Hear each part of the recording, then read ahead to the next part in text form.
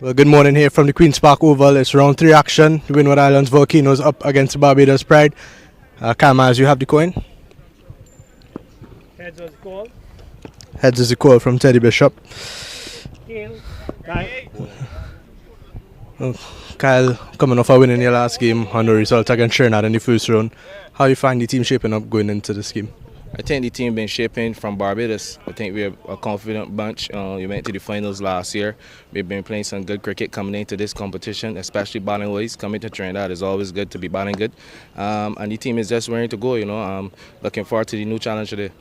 And in terms of your team from the last game, any changes coming into this one? No changes. Obviously, the team did well. Same conditions, just slightly different opposition. So we stick to the same combination. Well, good luck to you. Thank you. Teddy, had you won the toss, what would you have done? Yeah, we'd have liked to bowl first. Obviously, conditions here suit bowling first, so yeah, that's the reason. And in terms of your team, you guys got a win in the first game, a big win over the Leeward Islands and a high-scoring game. Obviously, no result last round. Not any changes from your team going into this game? Nah, same team. I think we played the game brilliantly, and coming into this game, it didn't make sense changing team. Yeah. Good luck to you, Teddy. Thanks.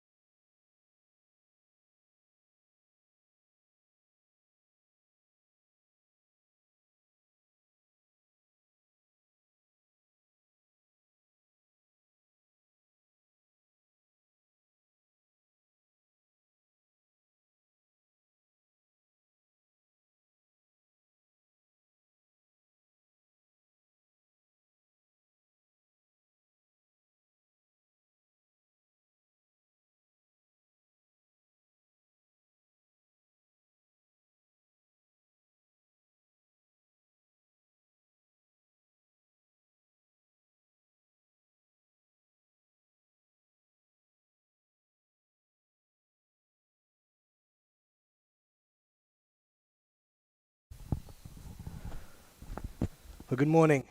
And it's Super50 time, and this time it's taking the outside edge first ball. Hakeem Jordan picking up right from where he left off.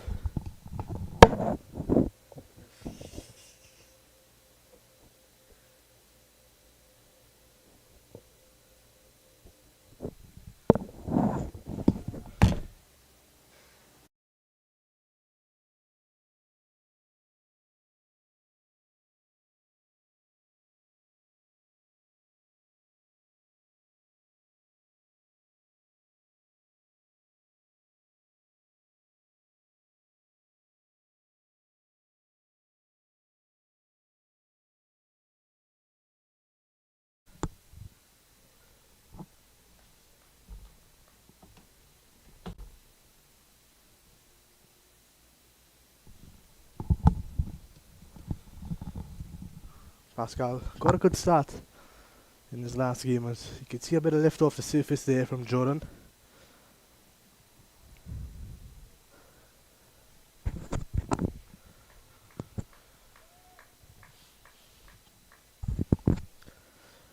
Stefan Pascal picked up 40 in his first game down at the Branagh Cricket Academy of just 43 deliveries.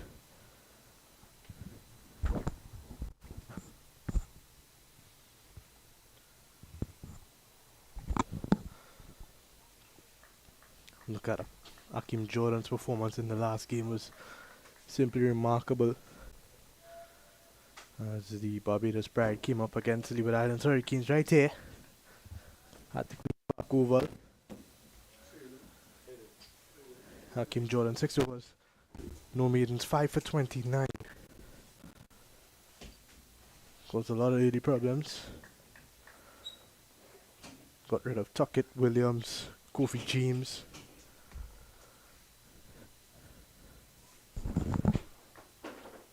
He's been getting that new ball to move around, as he so often does, just like this. So after a decent start this morning, it's a bit cloudy here at the Queen's Park Oval as well. That is going to assist him in getting that ball moving early.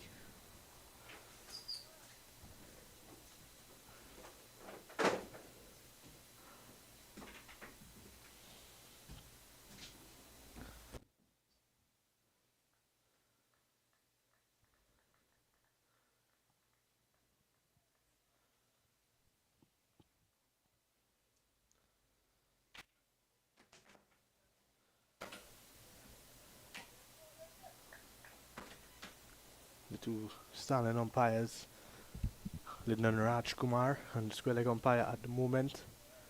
So umpire Ryan Banwari out of Ghana.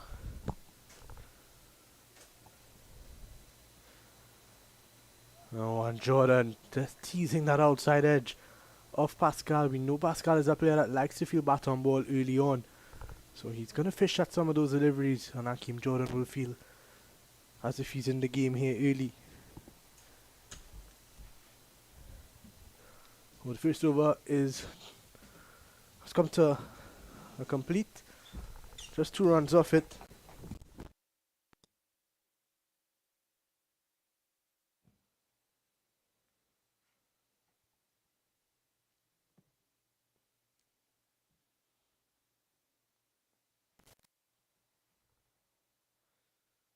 We saw Joshua Bishop pick things up with the new ball in the last game.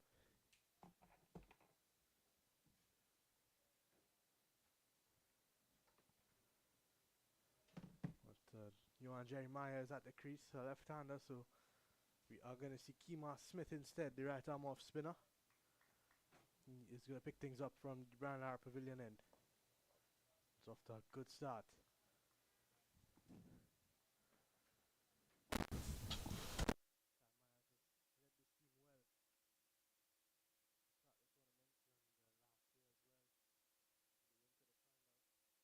That one's beaten everyone straight through, and it's going to run very close and into the boundary now for 4.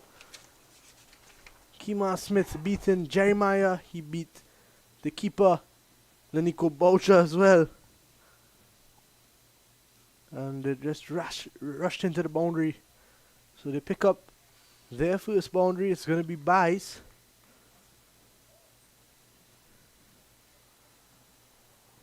Kemar Smith a long one on a deep backward square.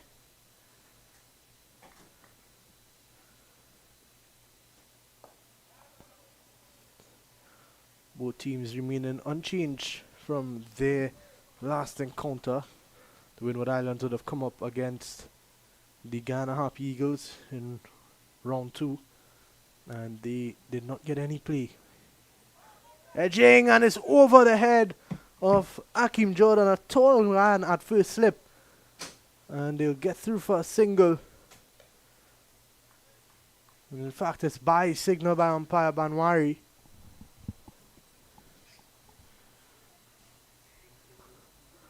It was good flight from Smith, getting some turn on off the gloves, in fact, of Lenico Boucher. Oh, he's gonna stick to the deep square leg, and he's got a long on in place for Stefan Pascal, the former West Indies under-19 captain.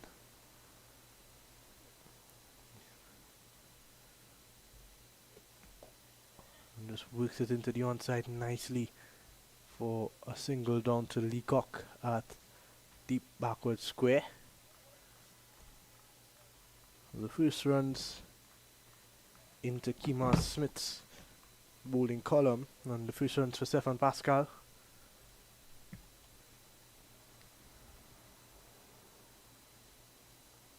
Oh, good delivery to close off the second over. Good over from Smith at a testing over at the end of 2 is 8 without loss.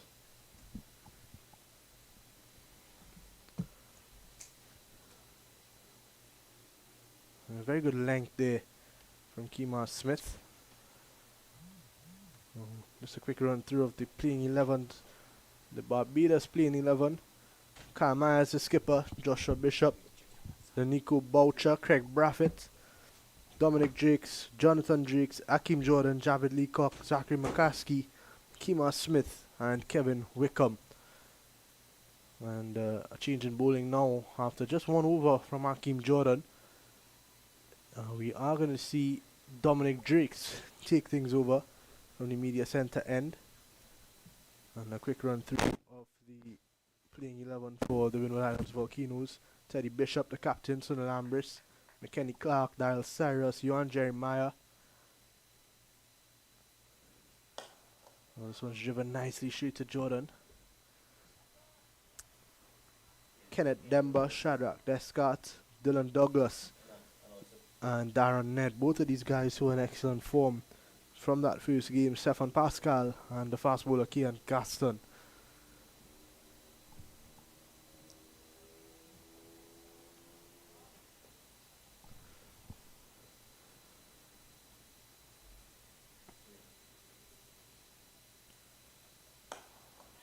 Drake's pitched up delivery again. Jordan looking to get a shy at the stumps. Well backed up there from Joshua Bishop. They get through for one.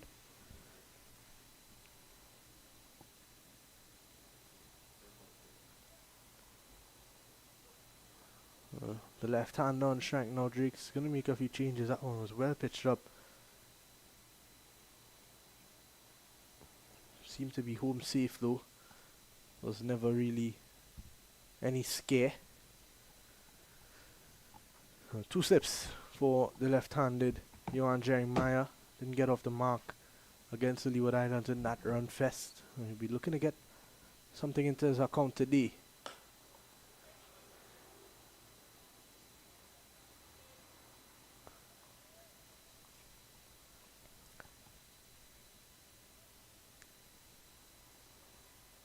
It's been a rain-affected tournament thus far.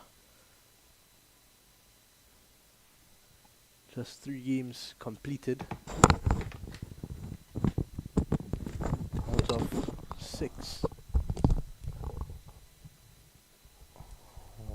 Good stuff from Dominic Drakes. Was one for the over signaled by umpire Rajkumar as I welcome Mr. Ruskin Mark to the commentary box. Thank you very much. Good morning to you, Liam, and to all our viewers, wherever you may be, as we welcome you here to the Queen's Park Oval. And it's good to get some play. I've been involved in 2 games. I think I got 5 overs and 1 ball.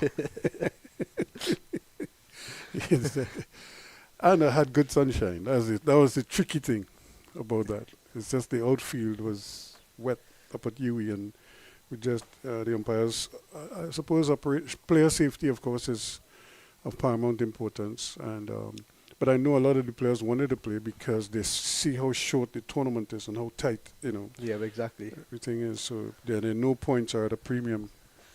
Yeah, and I think it's definitely going to come down to those teams that play more games at the Brian Lara Cricket Academy, where there's the best drainage and whatnot.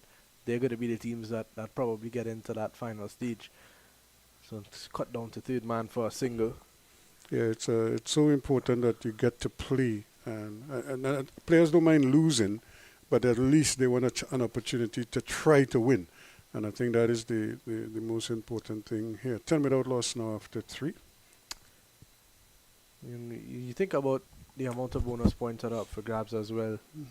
I think the bonus points will only count once the game is completed. So you want to try to get as many of those, even if you are in a position where you could lose the game. You want to try to still, get some of those batting points and bowling points under your belt, because those are going to count. At the back end, yeah. And it's so ironic as you mentioned that, because when we were doing the Barbados Trinidad game, the 5-over game, while I was doing the toss, and the official, the 3rd official, while I was doing the interviews, he had walked away, so I didn't get the team list. So I went by him to get the team list.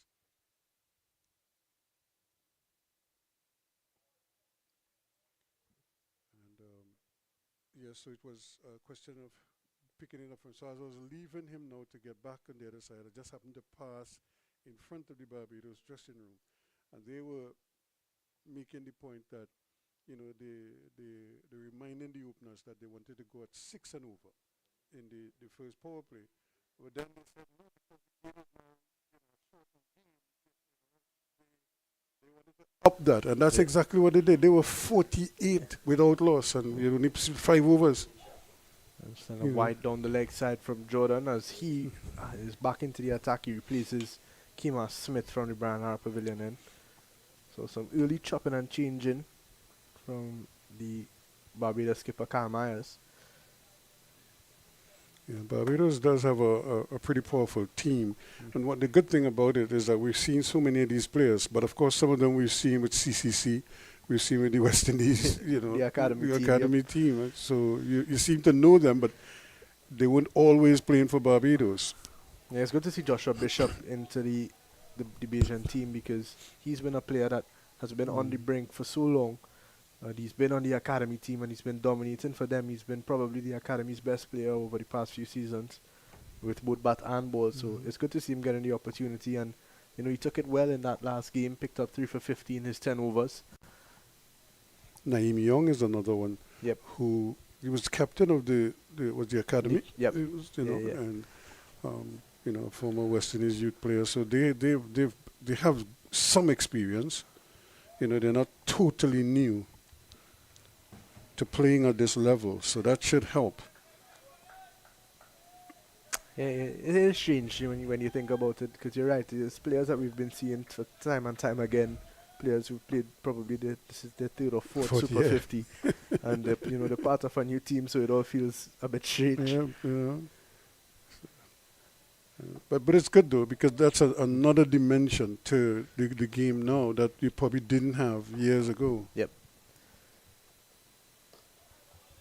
Where players can get some experience, they get familiar with the demands of the game at the higher level, and so if and when they do make their respective national teams, they're not, as you say, they're not completely, greenhorns to the game. They have a good idea. In fact, they would have probably excelled at that level before.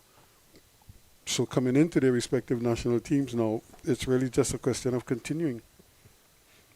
You're right about that. I think the point of having that CCC and that academy team is for the players who just are on the brink or just can't get into their national team, for them to still have an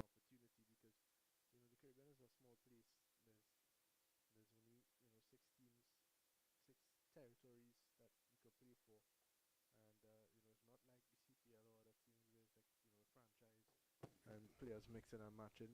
You only allowed, I think, 1 or 2 players from other. Outside, yeah. So I think it's good to see the transcending of the players from the academy into the senior teams and the CCC team as well. Hakeem Jordan is one that would have played with the CCC team last year. This one is down the leg side again. He's struggling a bit. He's going around the wicket and having his real problems, but controlling the angle, and this is why it is so important for players to play at this level and go through this kind of growing pains, because he will encounter this at the higher level, where you play at one ground and the conditions allow you to do certain things. He's as far as he's concerned, he's just doing what he's accustomed doing, but the ball just isn't coming out the same way, And so he has to work through these little nuances of the game. Oh, that's a lovely shot from Pascal off the back foot. What brilliant bit of work from James and Drake, at mid-off. It's good to see Dominic Drake's back into the setup as well. He's been in and out the team. He had a decent 4-day stint with them. He's also been a player that's been part of CCC setups as well. And these are players who, some of them probably got a series or so with the West Indies team, and and they have a taste, so now they're hungry to do more. And sometimes it's in their own eagerness to try to improve that they kind of work hard, and they probably put too much pressure on themselves, and they don't get the results immediately. Was on the up from Jeremiah, and it's going to run into the boundary for 4. It wasn't all that full from Hakeem Jordan. He went back onto his back foot, in fact, and was able to just punch it. Yeah, it's all part of the the modern game, and he just took his time, got into position, and helped himself, literally. That's what he did there. 4 overs down now, 19 without loss. And just a reminder that there is many points up for grabs in terms of bonus points. And just a quick run through for those of you who aren't aware of how it works.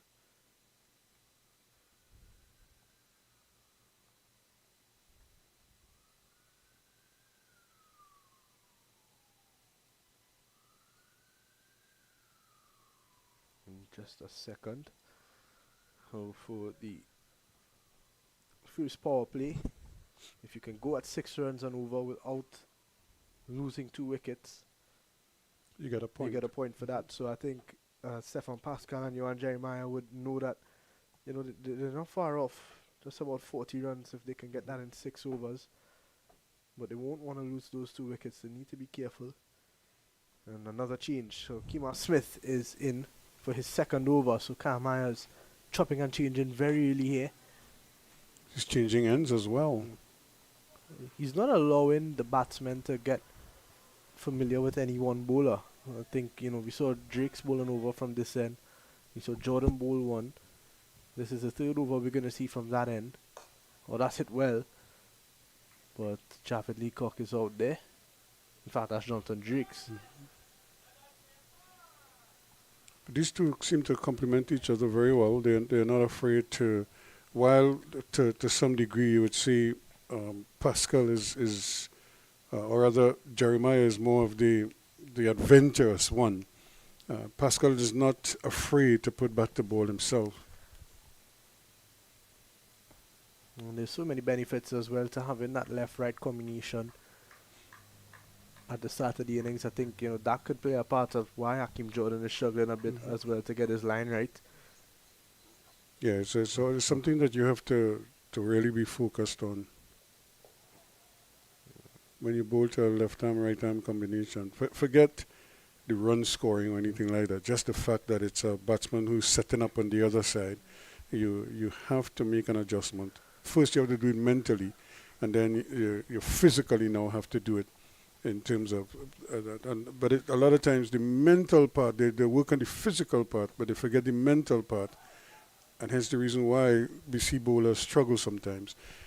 Because when you get to the top of your mark, and you would know this, when you get to the top of your mark, you have an idea in your mind what you're going to do or what you want to do.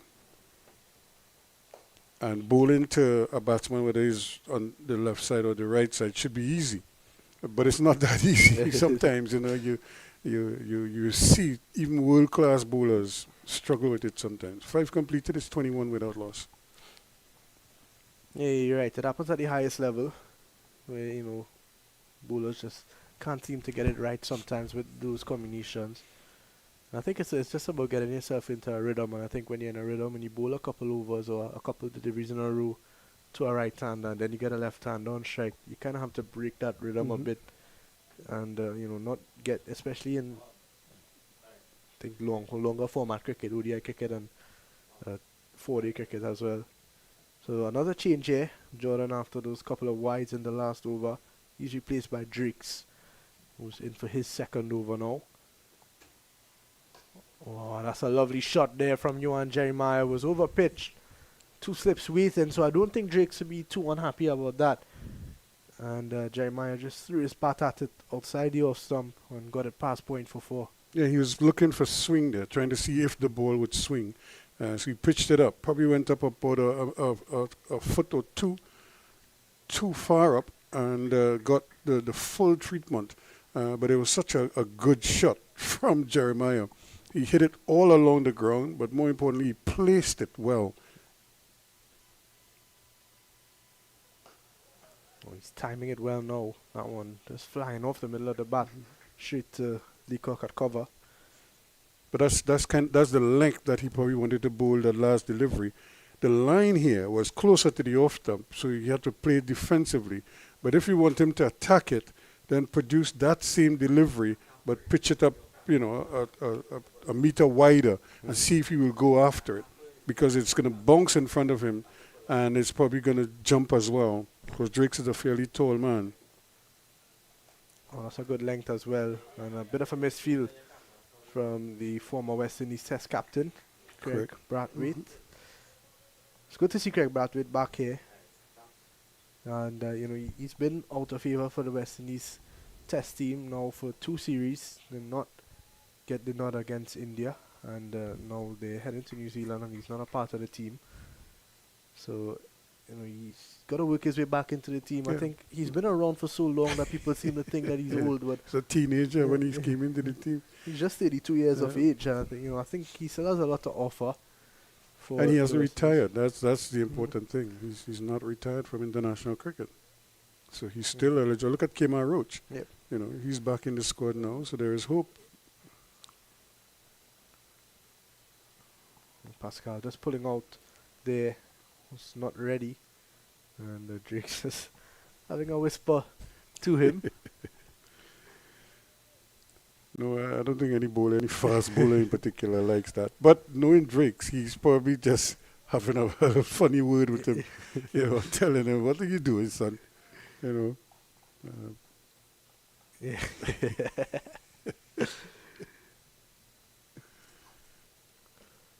Yeah, I think for fast bowlers as well, it's an energy thing, you know, you don't want to waste any unnecessary energy. Good length, that's a good length from Dominic Drake's. Good line as well, just on top of that off stump.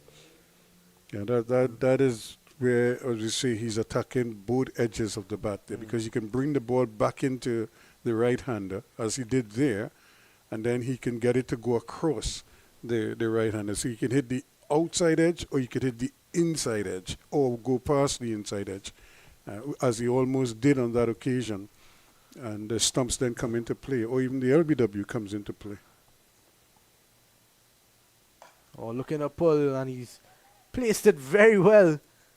But the man at mid-on is able to keep it in, and they're going to look for a third here. I thought he was a bit slow in getting back after pulling the ball back in, and they're able to pick up 3 runs.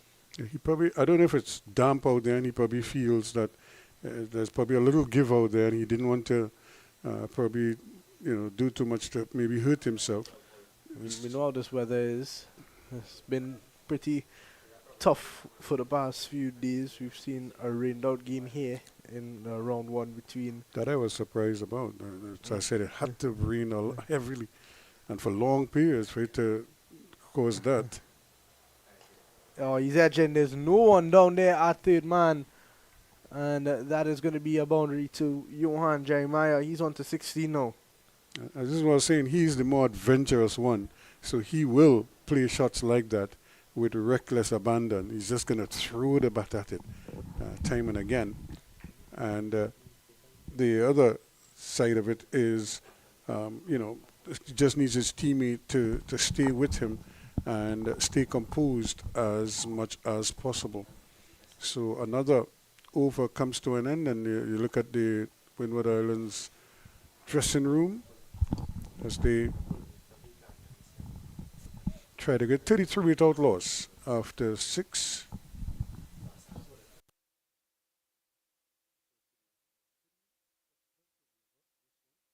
12 runs coming off of that.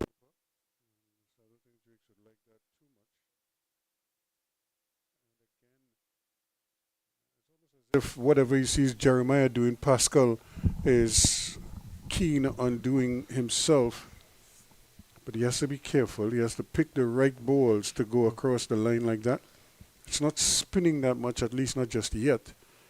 So if anything, he probably would want to present a full face to the ball as opposed to trying to go across it. And you're probably presenting maybe half of the face. But this is the man that I think Barbados would be keen to get rid of, because he looks dangerous and he looks like he's in the mood. Yeah, and he's a player that, you know, he can take a game away from you. I saw him in the breakout league a few months ago.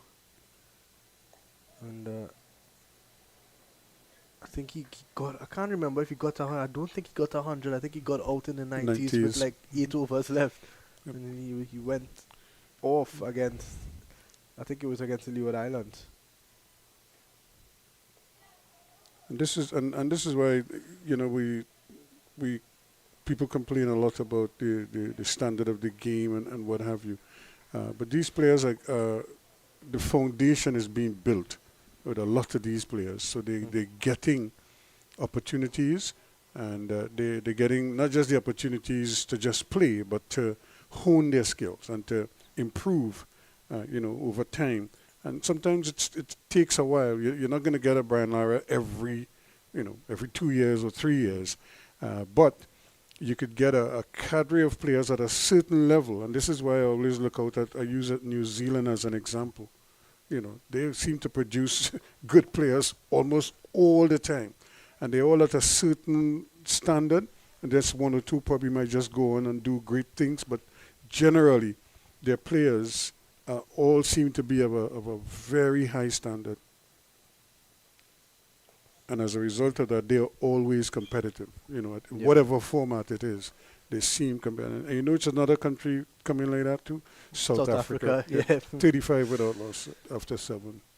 So the Windward Islands Volcanoes, you can see that over the past over or two, they've been a bit more aggressive, they've been a bit more on the go, and, a lot of people who don't know that there's those bonus points involved would, be a little confused on why all of a sudden, but, they're 25 runs away now from getting to that power play bonus points, barring the fact that they don't lose 2 wickets. They can lose 1 at max, no more than 1. So you've got the feeling that they're gonna probably try to take on 1 over out of these last 3 to set them up nicely. Drake's went for 12 in his last over.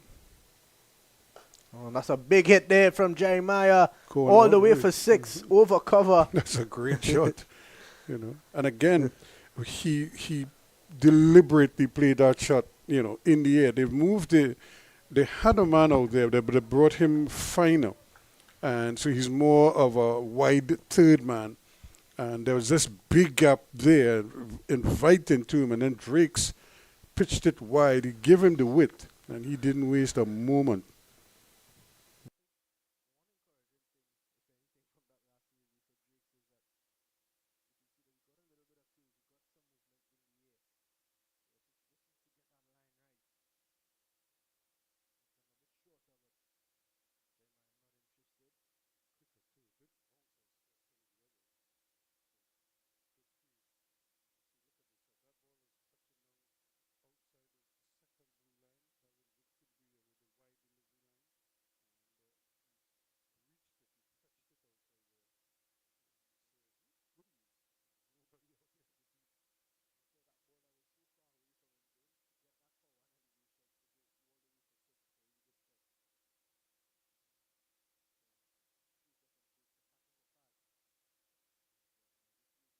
To fine leg for a single. No signal from the umpire. There was 2 noises. It seemed to be bat. So they're up to 42 now. Remember, the target is 60 in 10. That's pretty much the best way to work it out without losing more than 2 wickets. So they're on course. They haven't lost a wicket as yet. And they already have 42 runs on the board. They're in the 8th over. So they're right there, right on the cusp. Oh, that's pulled away from Pascal, and he's got the elevation. That's 6 runs. So that's 2 scoring shots that that went for 6 in this over. So they picked up 12 from just those 2 shots alone, plus the single. So already in this over, they have 13 runs. And they're well on course now to get to that 60, 49 without loss. And when you look at the way that they've played as well, they didn't really take any unnecessary risks. They picked up on the bad deliveries. Yep. And that wasn't that bad a delivery, but it was so well played. He was into position early, and he just helped it. It's Drix again. And one seemed to be just a little bit quicker. Pascal was rushed a bit. I would like to see him now use some of that innovation that a lot of the modern day fast bowlers have, where they can produce the slower ones, change the pace a little bit, put it back there outside that off stump, and see if he will chase after it. The change of pace, maybe a little bounce in front of him might just force him to sky one. It's in the air, just wide of Craig Brathwaite at short mid wicket, and a dot ball to complete the 8th over, 48 without loss. They're currently going at 6 and over. And Dominic Drake's 2 expensive overs in a run of 25 runs in his last 2 overs. Yep. Yeah. The second half of this over weren't that bad, but he just, as I say, when things not going your way, wet paper could cut you. And, he just can't seem to get, this one was in the air for a very long time. It just didn't go to hand. And and that's the way the cookie crumbles sometimes in sport, and you have to kind of fight through those moments, and come back with your best stuff. And now we have another change, and the captain has decided that he will take control of matters here now. Kyle Mayers.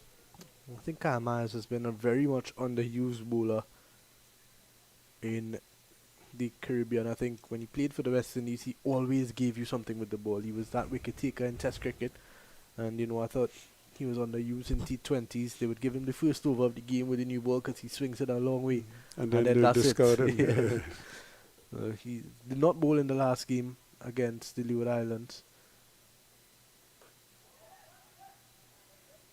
Oh, and it seemed like Joshua Bishop just lost his foot in there at cover. I don't know if it's stuck in the turf or if he just slipped, but he was going towards the ball and then it just seemed to fall down. Just wonder if we got that. There he is going, and then we just saw him tumbling. It's unfortunate. There it is again. You could see him going towards the ball, and then he was falling over. Yeah, I think it's exactly what you said. I think he got stuck in the ground for a second there. So Myers is going to be operating with a deep square leg and a fine leg, and just the one slip. And I was just about to say, he gets that ball to tail in nicely to the right-handers. That's his strength. So maybe trying to get Pascal to play a full shot down there into that leg side. Yeah, and here's a player who has it's almost like he's hardly ever considered on the West Indies team anymore. But it's not like he's done anything wrong. Probably a lack of runs would have been his biggest, the cardinal sin. But it's not just he had fallen out of the pecking order; he's fallen so far down the pecking order that is probably the head scratcher. Now, I think it goes back as well to certain organizations, certain management teams, just maybe not fitting the criteria, maybe not fitting the mold of the team that the current West Indies coach Darren Sammy wants to build. Sometimes it's not necessarily a situation where, as you said, a player has done anything wrong, or he just doesn't fit the mold of what a coach wants.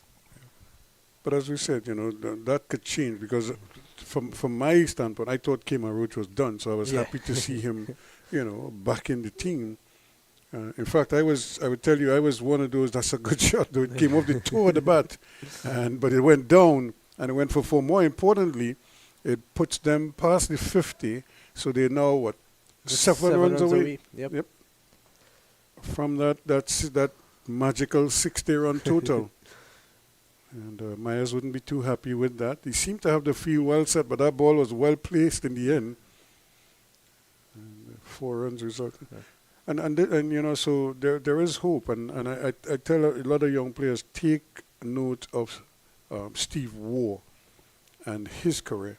And Steve Waugh burst onto the scene as a 20-year-old, 19 going on 20. And Steve Waugh didn't score his first Test 100 until he was 27 years old. Yeah, true. Honestly, you could check it and see. He never made his first Test 100 until he was a 27-year-old. And so sometimes, not everybody could be like a Lara or Tendulkar where you score runs, prodigiously, but they persisted with him. That's gorgeous.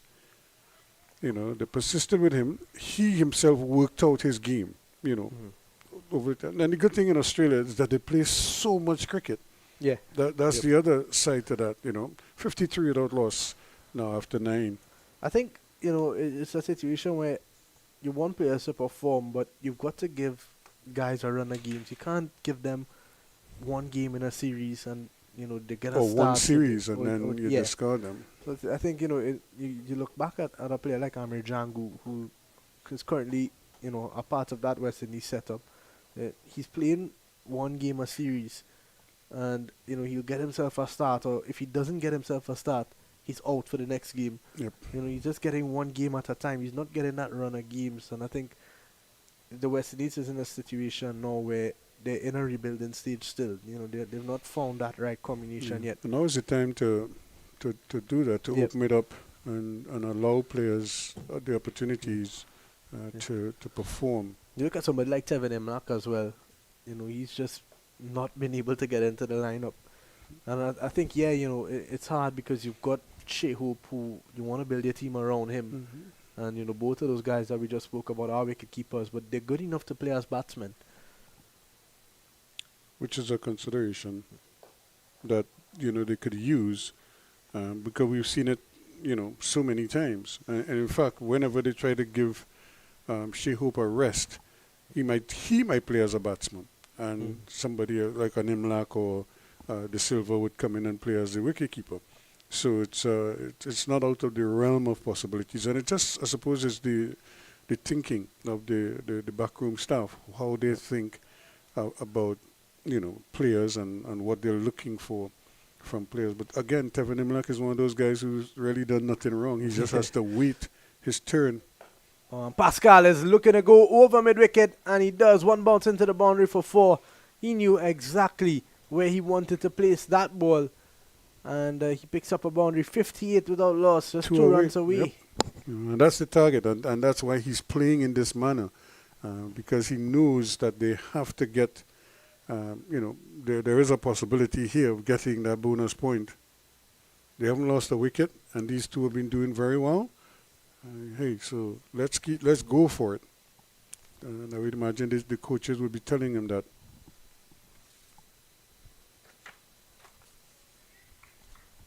I think you think about matchups as well. Well, that's a lovely shot there. The long on fielder's coming around, and he's picked him out. So Kemar Smith picks up a wicket. I think Pascal wanted to go straight there, and I think it was just in the air for too long. Gave that fielder down that long. I think it's Joshua Bishop. In fact, it's Kevin Wickham out there. Give him enough time to settle underneath it. Yeah, it's just unfortunate that he had to go there, and Kemar Smith finally gets the breakthrough that they were craving for so long, and a well-judged catch also by Wickham, running across to his left, but a bit unfortunate there, and you get the impression he didn't really kind of like weigh into it. He didn't really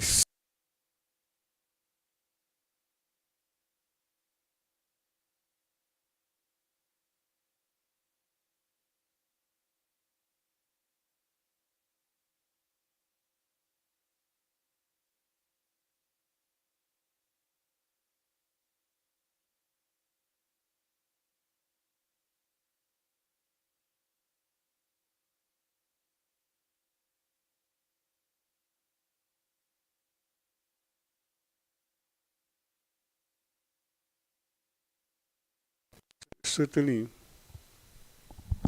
still very possible that they can get to the 60 runs in the next 2 deliveries. It's important that they don't lose a wicket as well. Yep.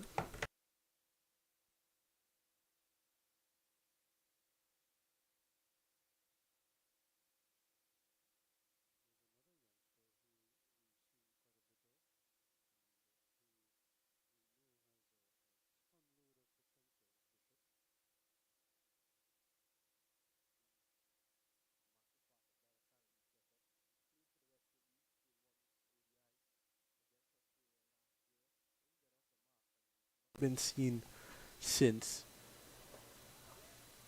A dot ball. 2 runs to get from 1 delivery. And I don't think they're going to play too much into it because they don't want to lose a wicket. Yeah. Oh, Bishop is new to the crease. Final delivery off the 10th over. And they'll get a single. 59 for 1. So close.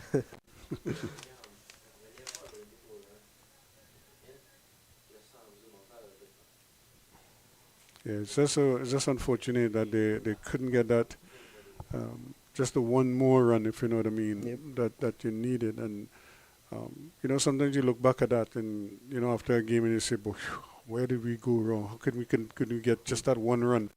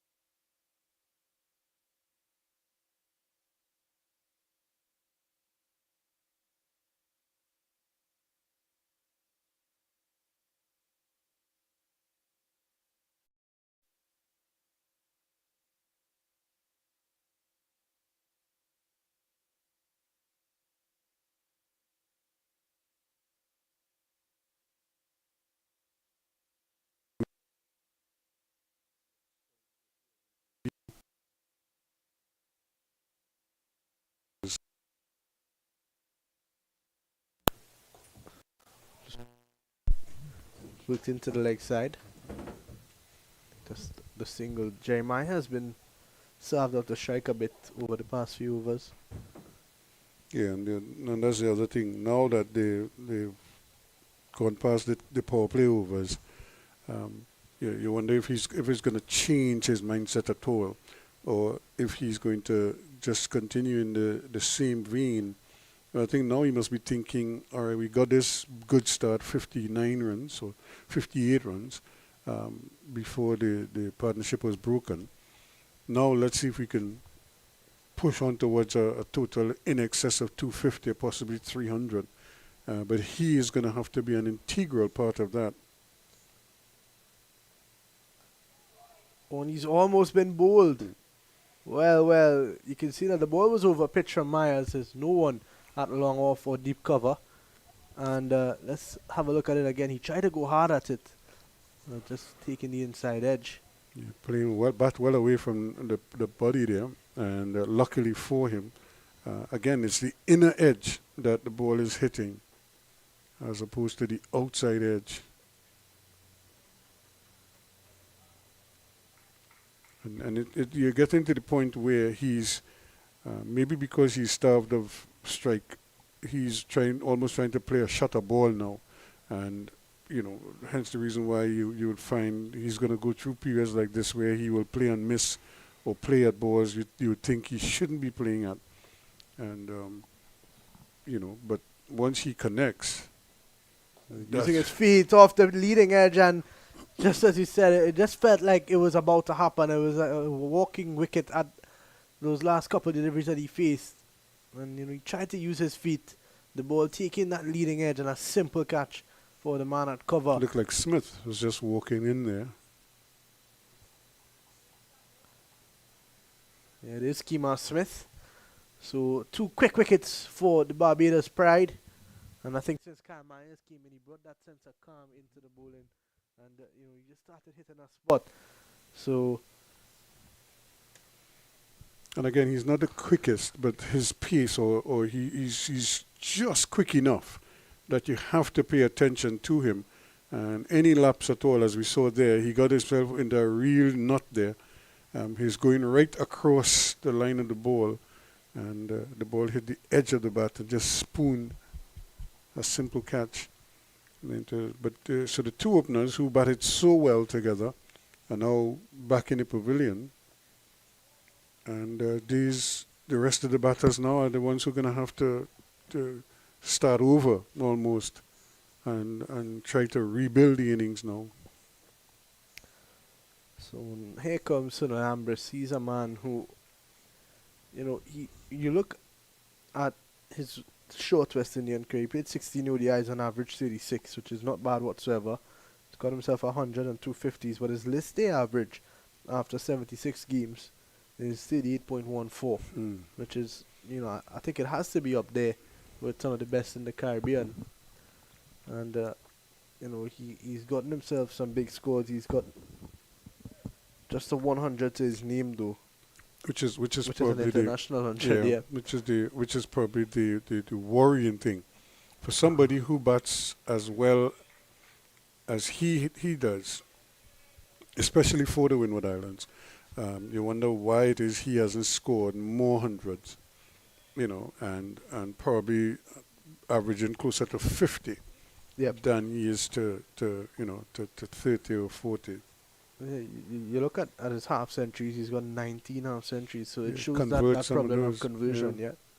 So we're finally going to see Joshua Bishop. We saw him with a new ball against the Leeward Island Hurricanes, where he picked up some really wickets, and now he's in against Teddy Bishop and Sunil Ambrose. So this is an academy battle here between Bishop and Bishop.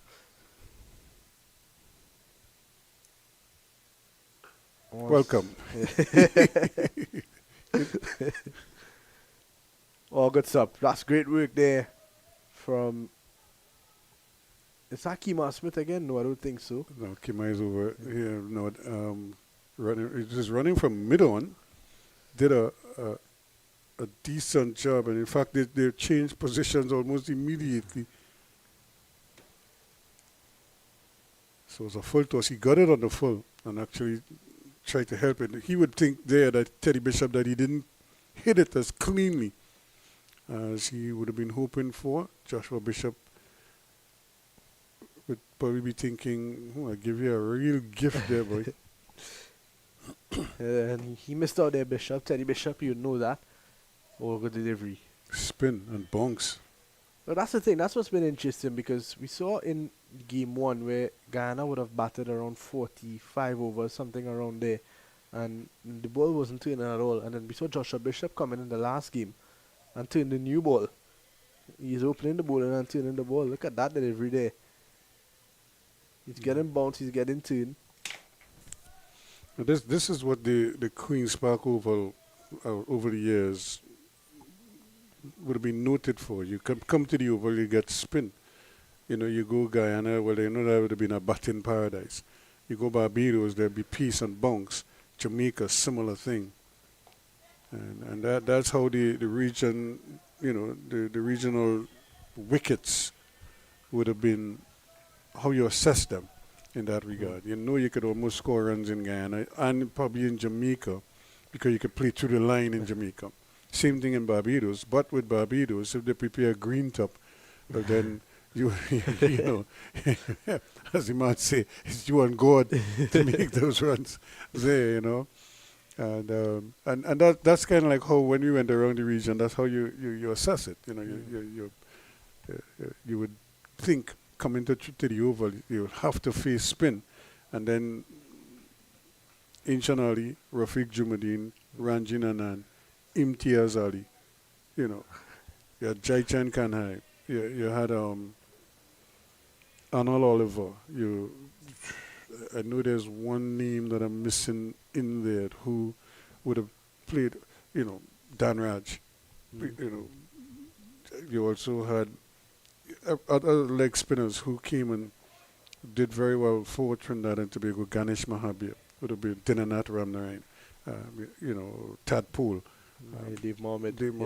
So if you come to Trinidad and you come with the over, spin is going to be there. So this was the table. Yeah, the Leeward Islands are yet to get any points on the board. Jamaica just the 2, and that's one coming from a no result and a bonus point. At the moment, the top 3, Trinidad and Tobago, the Windward Islands, and the Barbados Pride. Guyana Happy Eagles, they got 2 bonus points in that game where they batted, I think, 45 overs. And they did not get any play last time around. So it's looking to be a toss-up between Trinidad and Barbados for that final spot because I think this Straight year to a it's final, you have straight to no a final. semi-finals. Yeah. Yeah. So Ghana would feel a bit slighted by that. They know that they need to win all the games from here on out, Well, and they starting still have today. to play Trinidad and Barbados. Yep. Starting today because they played Trinidad today. So that's going to be one of the games that they might feel this is where they have to. One, they need to play, maybe get a full game in. So they're probably hoping that the weather cooperates. And speaking of weather, it has changed here a bit. It's a little overcast now. And I don't think Myers is going to mind that too much. He might get the ball to dance a little bit more. And, and then Guyana would probably want to maybe bowl first and see if they can bowl out Trinidad and Tobago, get some bowling points, and then try to knock off those runs as quickly as they possibly can. It's going to be interesting to see how things play out because the weather is not carded to get any better over the next few days. And this tournament is set to come to an end on Saturday with the final being at the Brandar Cricket Academy. So it'll be very interesting to see. I think you look at the teams that play in Brandar the most, and I said that earlier, I think they are going to be the teams that, they're going to play the most cricket because of the amazing drainage down there. And even if you lose the game, but if you get bonus points, yeah, you're still in, you can still keep adding to your totals. And you're bound to get more play there than you get in UE. Even the oval, you're expected to be a bit more. I think that first game that rained out, the problem was that whenever it stopped raining and they took the covers off, the rain would come back. It was just that sort of nagging rain. Speaking of nagging, Myers is plugging away here at a decent line and a decent length and giving the batsman nothing to work with. If anything, the batsmen have to be very careful. Ambrose have not been able to get at him at all. When Myers gets into this sort of mood where he's hitting that spot and he's not allowing you to score, it can be very dangerous. I remember a few years ago in Grenada, he was playing a test match for the West Indies against England, and he got into that sort of mood on a pitch that was doing a lot, where he was just hitting the right spots, and he picked up 5 wickets. Yeah, and again, he has a good economical action. It doesn't stress him too much. And so he's able to bowl his 10 overs without any exertions at all. And he looks keen. And as a captain, he obviously feels pumped right now, and he's helping his team, and that is a great feeling to have as a player and as a captain. And just misses out on a meeting there. A single to finish over number 13, 63 for 2. The Windward Islands Volcanoes. And just a quick recap, Johan Jeremiah was Court Smith bowled Myers for 26, and Stefan Pascal caught Wickham bowled Kemar Smith for 22. Those are the 2 wickets to fall in this encounter.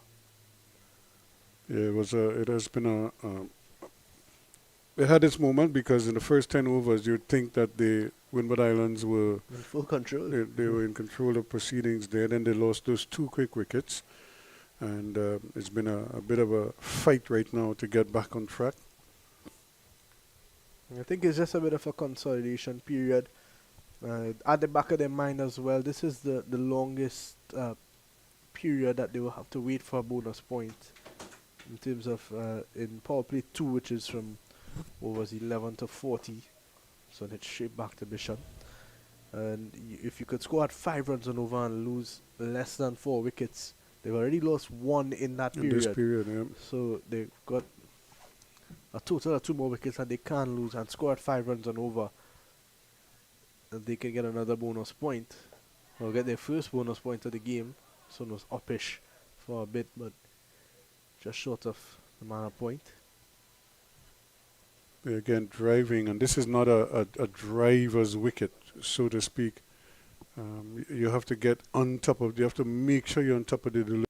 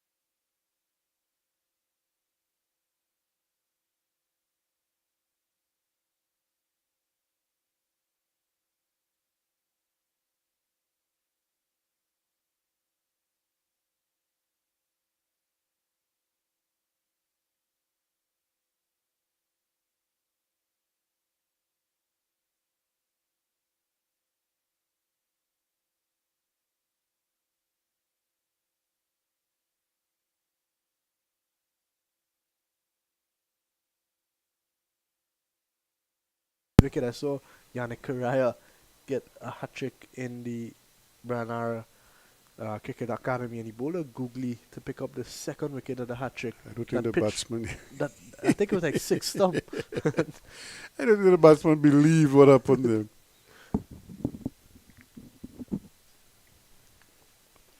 But and again, that's a good thing about playing cricket in different countries. You learn so much, and you learn how to adjust so much. You know, we talk a lot about playing cricket in England, for example, where and every day of the week you could probably face a different wicket or different conditions to operate it. So as a bowler, you have to make adjustments. And as a batsman, you also have to make adjustments. But what helps is because you're playing every day, so you learn. You know, you might be successful at some days or more successful than on other days. But the general idea is how you adjust and how you adapt, and you know, you put that information in your memory bank so that the next time you could cope with it a little bit better, and that's what the familiarity. So that's why I'm so glad that so many of these players have had the opportunity to play at the regional level already, and now it's just a question. It's up to them now to put in the hard work, and of course the next thing is for those in authority to give them the opportunities. There's Myers again. He's just bowling that nagging line again. Maybe a bit too straight. Bishop was looking to work it down to. He missed out. You would think he missed out there because that was a nice delivery on his legs that he could so easily have feasted on and failed to make the right type of contact with it. And struck him on the pan. And that's the other delivery going the other way now. From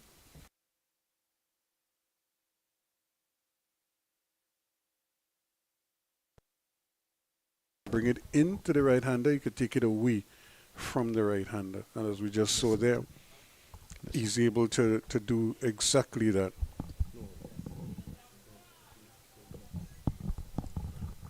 So it's up to the Windward Islands here now. They're in a little bit of a holding pattern at the moment. But they don't want it to get away from them, and the worst way is to lose wickets. Oh, it's a good delivery. Just outside that off stump. Just seem to hold this line a bit, whereas, a lot of these deliveries have been finishing on the stumps, getting back into Bishop. That one just seemed to hold his line. Yeah, that's the second one in succession that he's moved away from him. Now the question is, does he bring the third one into him, or does he do this again? And that's the kind of the thinking that I'm sure that he's engaging in here now, and the batsman as well, to anticipate what he's. So 70 for 2 now, 15 overs gone, and I think it's getting to that stage where the drinks break is getting near. I see one Windward Islands sub, coming out, but I don't think that's the official drinks break, and I think the first hour of play has just gone past us. So it could be at the end of the over, but they've taken a little bit of a. Well, this is something I'm sure the ICC is going to have to regulate this, because we see this so often. As you said, this is not the official drinks break. The batsmen have had some refreshments brought out to them. The fielders are also getting some refreshments, a couple of them on the field. And so who knows, maybe at the end of the over might be the official drinks break then. So now do the umpires say, well, since you all seem to have refreshed yourselves, let's continue playing? It could be, it could very well be, but we'll have to wait and see. But it looks like Bishop is going to continue 2 overs for 7, a good start. And he is going to be looking to get a wicket here. Teddy Bishop on the other end, 9 of 20. It's been a bit of a consolidation period after losing those 2 openers so quickly. And I think Bishop is having some problems facing Joshua Bishop at the moment as well. Because he's trying to get after him, and he's finding himself probably playing at deliveries that he sometimes he doesn't really need to play at. He's getting that ball to drift in. and hit the surface and go the other way. So it's very difficult. And the thing is, two right-handers, there are no left-handers there, so... He could settle into his line and length. That's a good shot from Teddy Bishop. And I think that's always not a bad option when you've got somebody who you're struggling to pick a bit and who's bowling in that good at that length that Bishop is bowling at. If you could get your front foot out and just sweep the ball well. Yeah, the sweep shot is really a get-out-of-jail shot, you know, that a lot of batsmen use when, you know, like I say, when the cover drive isn't there. Because if you to drive at deliveries from Bishop is a risk because, like we've seen, the ball already is spinning prodigiously. Now you can see him working a plan here. The first delivery that he bowled to Ambrose was left alone outside the off stump. And he got a little bit closer to him. And I think you could expect a ball here to finish the over. Ambrose not afraid. He's a brave character there. He's a strong-minded guy. And still went ahead with the drive even though the ball is spinning away from him quite a bit. 16 completed, 72 for 2 now. Amber's the most experienced guy left on this Windward Islands team. They've gone, a younger route. We've seen that approach taken from pretty much all the teams, maybe barring Trinidad and Tobago Red Force, where there's a lot of young players who we've not yet seen before getting an opportunity this year because of the fact that a lot of the West Indies players are out on international duty. And, you look at a team like the Leeward Islands Hurricanes, Hayden Walsh left as regional Super 50. He had the most wickets. He had 17 wickets, I think, after the tournament was completed. And now he's left out for a youngster. That, they've Raheem Cornwall as well. He's lost the captaincy to Kareem Magor, but he's given up the captaincy to Kareem Magor. These teams are looking to invest in the future. And this is a tournament where it's going to happen. Yeah, so it's, and again, it depends on the thinking of I suppose the administration and the coaching staff as to how they want to approach things and where they see themselves a year or two from now, and who will be the ones carrying the torch then. So they're making, they're biting the bullet maybe this year and next year for that long-term success, and they feel it's going to be rewarding later down, a year or two from now. Those same young players could very well be the next wave of West Indian talent. So why not expose them, right away, as the case may be. Boucher out in the deep there doing a lot of work.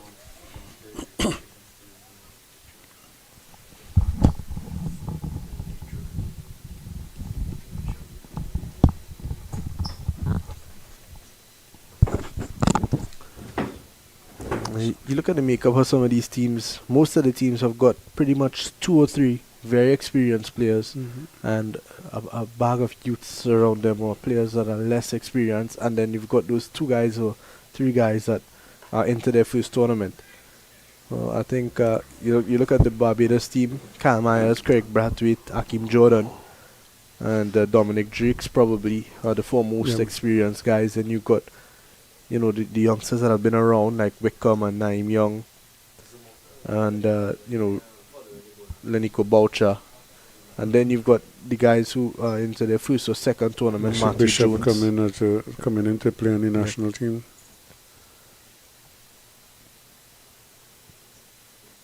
Even the Windward Islands young Teddy Bishop, he's just about 22 or 23 years of age now, and he's the captain of a team where the most experienced player left is Sunil Ambrose. Everybody else pretty much is a young player.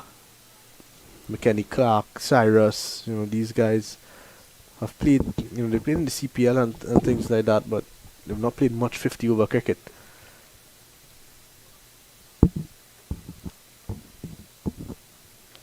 And I've often said after the regional 4-day game, the 1-day game is the next best thing you have, where it's 300 balls.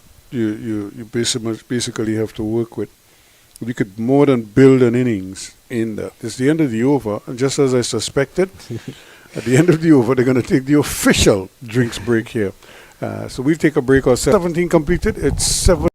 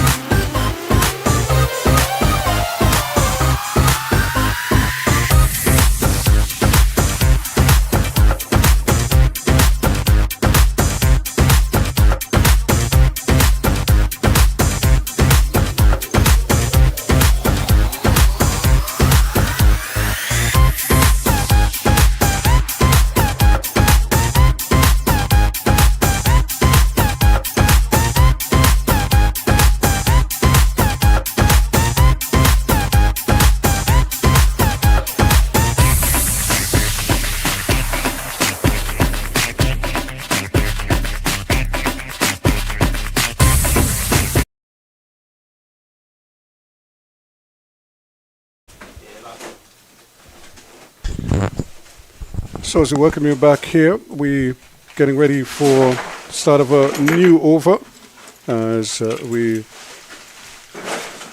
see a bit of a bowling change coming into the frame here now. Barbados pride Javid Leacock is going to get his opportunity.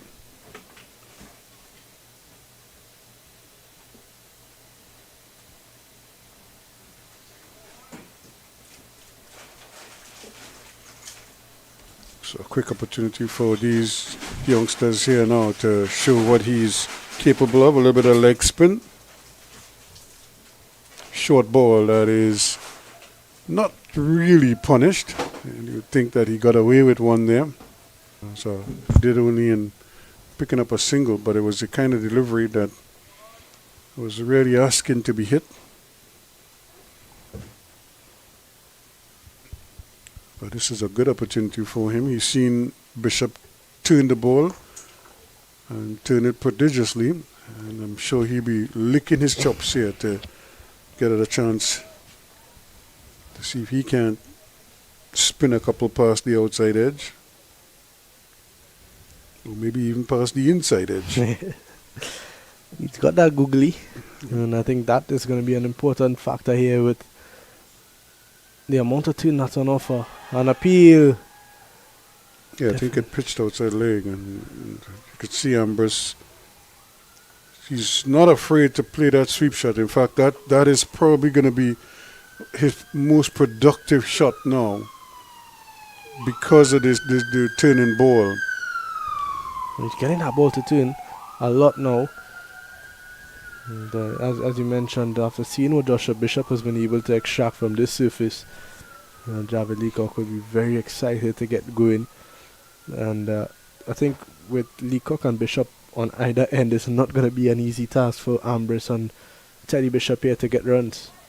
Yeah, they're going to have to really dig deep here for the Windwards, and at the same time find ways to keep the scoreboard ticking over.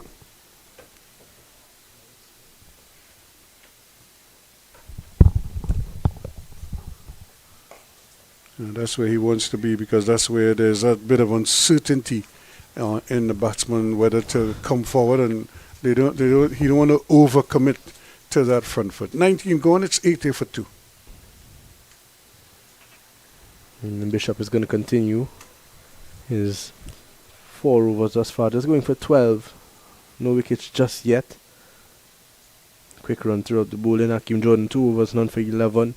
Keema Smith 4 overs, no maidens, 1 for 11. Drake 3 overs for 27. He was a bit expensive.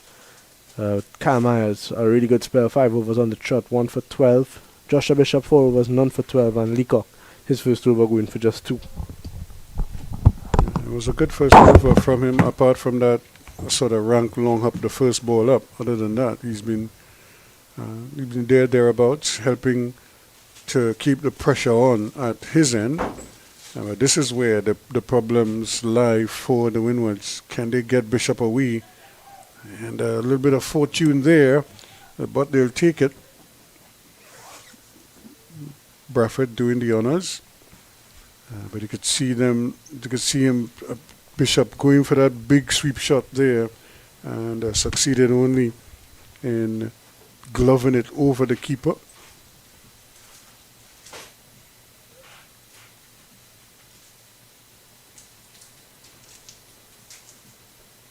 And again, brilliantly played, but there is cover out in the deep. But that was such a good shot, and especially against the spinning ball. So for Teddy Bishop to come onto the front foot and time it sweetly, that was an incredible shot. But there's a little bit of risk involved in that, but because Joshua Bishop is just asking the batsman to come onto the front foot and try and score from there. That is the challenge that they face. And again, you could just hear the oohs and ahs as they're trying to drive, and Ambrose not totally to the pitch of the ball, and that's what you kind of like expect here from the little spinner and teasing him outside that off stump there. Little turn and bounce again. And this has been an impressive spell from Joshua Bishop. His fifth over is just one delivery away now from completing 5. 15 runs conceded so far. No wickets yet. But could so easily have picked up one or possibly more. So the over comes to an end. Not for 15 from his 5. It's 83 for 2.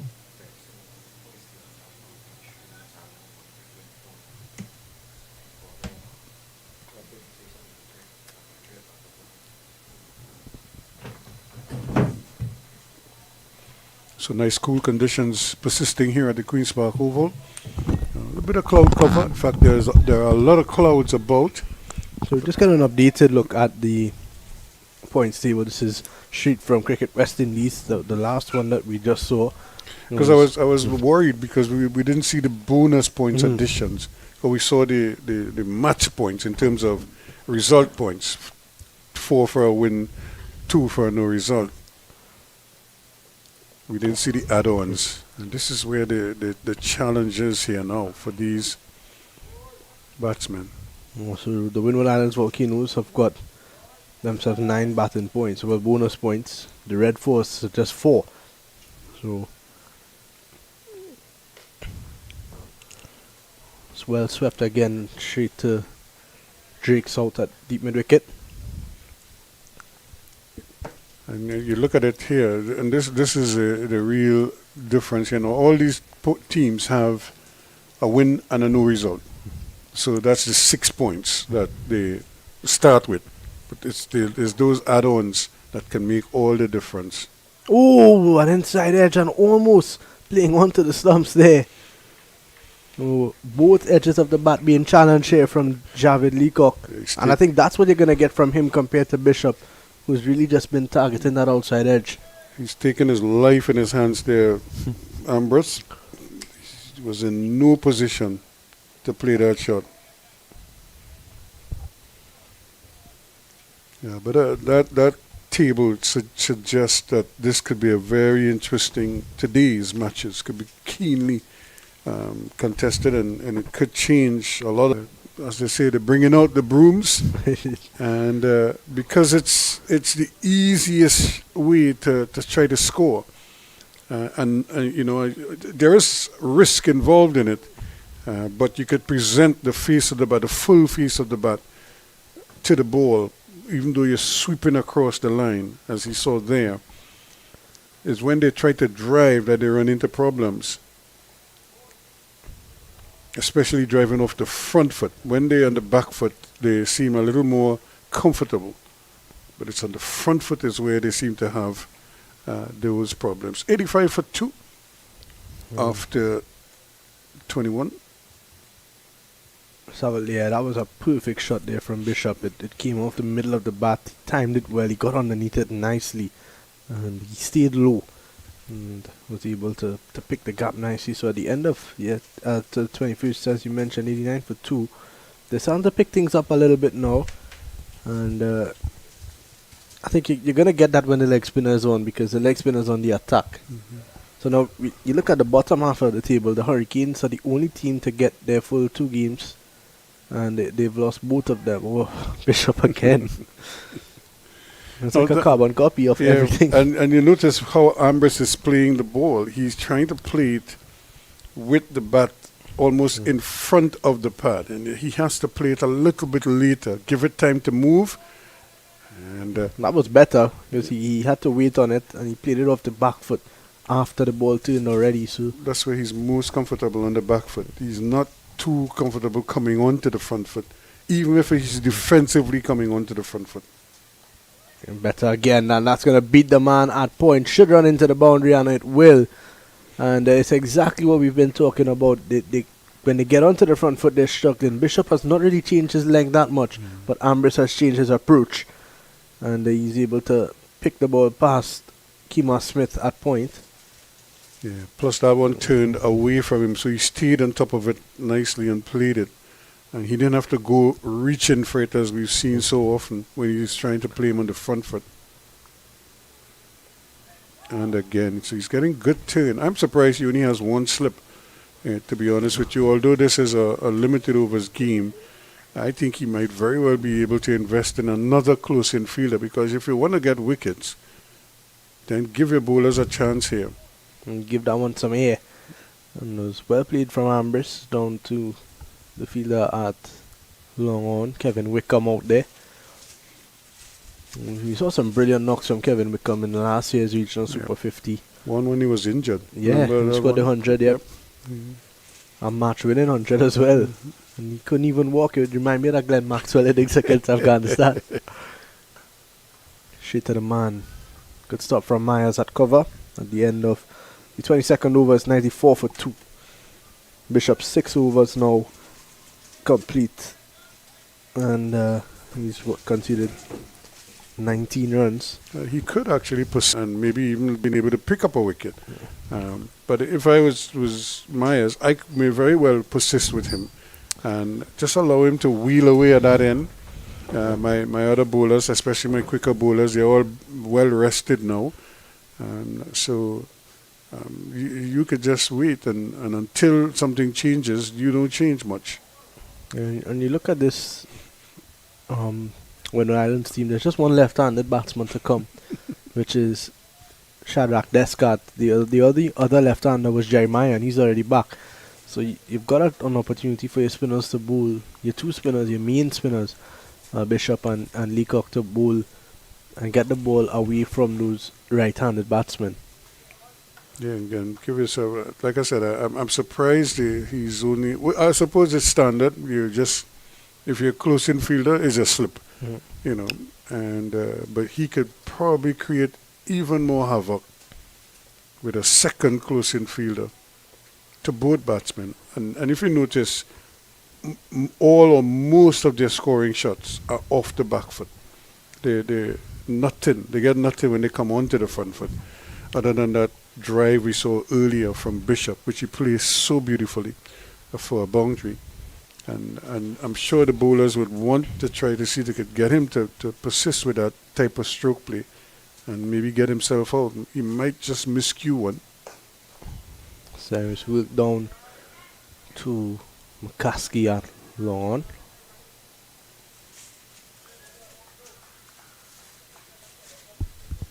Yeah, I looked at a little bit of the South Africa team. This South Africa team, without Kagiso Rabada, and you would imagine that they're still firing, and they've had a couple of players retire from international cricket recently.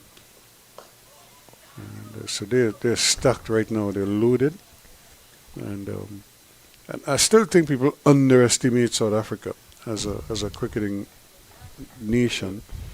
I think the reason for that out the hard way. Yeah, but I think the reason that they underestimate them is because you don't, when you look at World Cup titles and things of that sort, South Africa don't have one. But what people fail to realize is that they're always in the semi-final or the final. Yeah. The same thing with New Zealand. They're always thereabouts. And it was good to see that South Africa were able to win the Test Championship this year. And it shows that. And they've got a young team. They've got a lot of young players coming through. You've got young Pretorius and Brevis. So I don't think either of them are part of this team that are playing against India. But they are the guys that are going to carry the limited overs team in years to come. That's good footwork from Bishop. He got into position, and what I liked, he didn't try to overhit the ball. He didn't go for the big swing or anything like that. He just kept his eyes on it, played it. And on the move, picked up a single. 98 for 2 now after 23. So this partnership starting to pick up a bit now. It's up to 38. The last wicket falling in the 11th over. So they batted 72 balls now and scored 38 runs, a bit slow, but you have to take into consideration that this spell from Bishop is not an ordinary spell, and they also lost 2 wickets within that time, so they had to they had to consolidate a bit. And they're going to persist with him, which is good to see. Giving him a chance to maybe even bowl out, like I said. Once he doesn't, go for too many. But he's right there. He just seems as if he's capable of getting both of these batsmen out. He just hasn't been able to do it just yet. And Bishop pulling out the broom once more. Just for one, though. I think when he got Sunil Ambrose on the other end as well, I think that's something that would calm Teddy Bishop, having that experience on the other end. And also knowing that Ambrose can turn it up at any point in time. So, I think they'll know that. Another inside edge. I think they'll know that they're not too worried about where they're at right now because they can make up in the back end. They've got some power. Dylan Douglas, Darren Ned, who scored 90 odd from just 60 balls on debut. Good all-round performance. Ooh, leading edge there. And like I said, whenever he's on the front foot, he just doesn't look the same. When he's on the back foot, he looks so much more comfortable. And that's the sweep again. That's the get out of jail shot. when everything else fails, sweep. I think if Bishop could just get that ball, just pull that length back just a tad bit on that same line, the sweep shot could get him in trouble. Because he'll bring that top edge into play. And I think that's what he's working at the moment.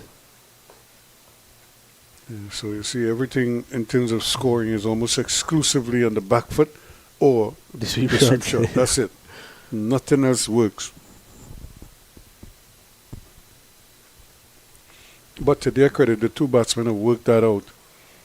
And they're using it to their advantage because they know if they only played orthodox shots, they may be in some problems. That's well played again from Ambrose, getting back onto that back foot and piercing the gap through the offside to deep point for a couple. So 5 off that over at the end of 24, 103 for 2. Quick run through of the bowlers again. Bishop now completing 7 overs. And there's still no wicket for him yet, and I thought he deserved one.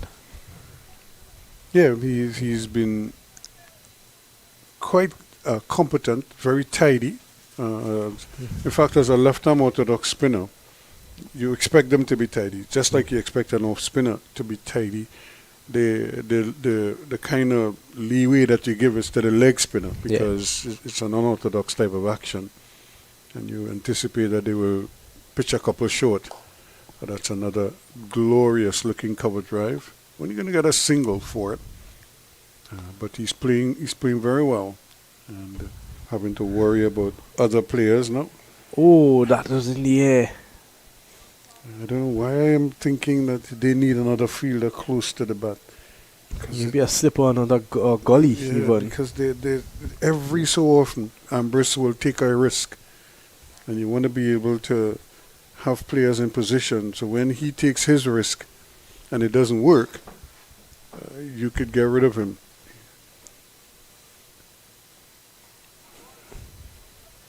He's not comfortable there. Yep. You can see his bat seems to be coming from an angle. And he's not presenting the full face of the bat. It's almost like it's turning in his hands.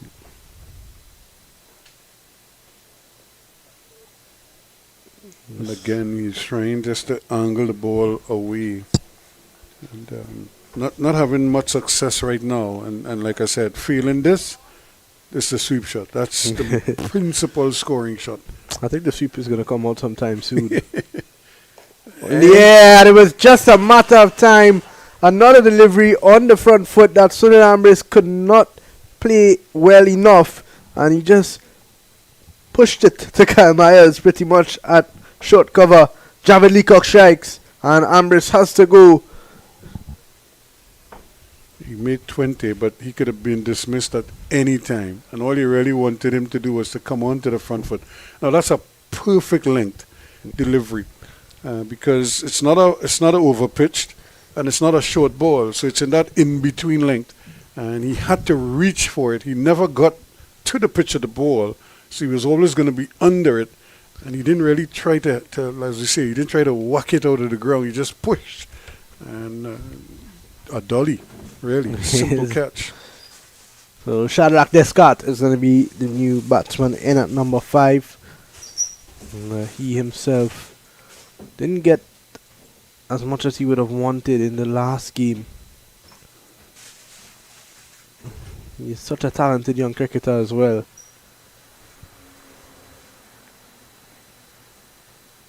Yeah, and again, all of these players now, you have to figure out ways how you're going to elevate yourself. You know, you have to be fit. That's the first thing. You know, you can't come to a West Indies camp or something like that and you're not fit. You come fit. If they want to get you fitter, fine. But you have to come there with a certain level. That's the least you could do as an individual.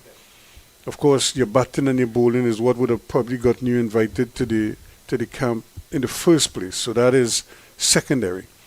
And then it's really now about understanding what the coaches want, what they're looking for, how they approach things, and you know, and that kind of stuff. What is the culture? I was thinking, you know, the youngster from Barbados who is now playing for England. Chase Simmons. No, not Jeff. The other one. Work with him. Oh, that's a lovely There's bit of could be work from problems, Bishop. Yep. Direct hit, and they're appealing. Umpire Banwari is not interested. I thought that was a bit closer than it looked, though, originally. He seemed to just delay to put the bat down, almost like if he wanted to bait him into throwing. And but Myers did well to Bishop rather did well to get down, but it was to his left hand. And 104 for 3. Oh, after 25.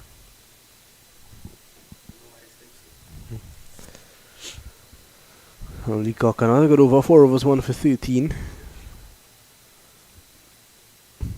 And you know, I remember back in 2018, I think it would have been my first time with the National Under 15 team, and we played against Barbados in the first game in Jamaica, and we saw this short little boy coming out to open the batting, and you know, we heard about him from the year before, because the year before that, 2017, Jaden Seals would have been playing under 15 against him, and there was a clip going around, and at that time it was going viral, of this short guy. He was probably about 4 foot something at that stage of his career, and he was pulling Jaden Seals for 6 in Sabina Park, and you know, we heard about him, and he didn't score a run against us. I think he got about 8 of 70 odd balls against us.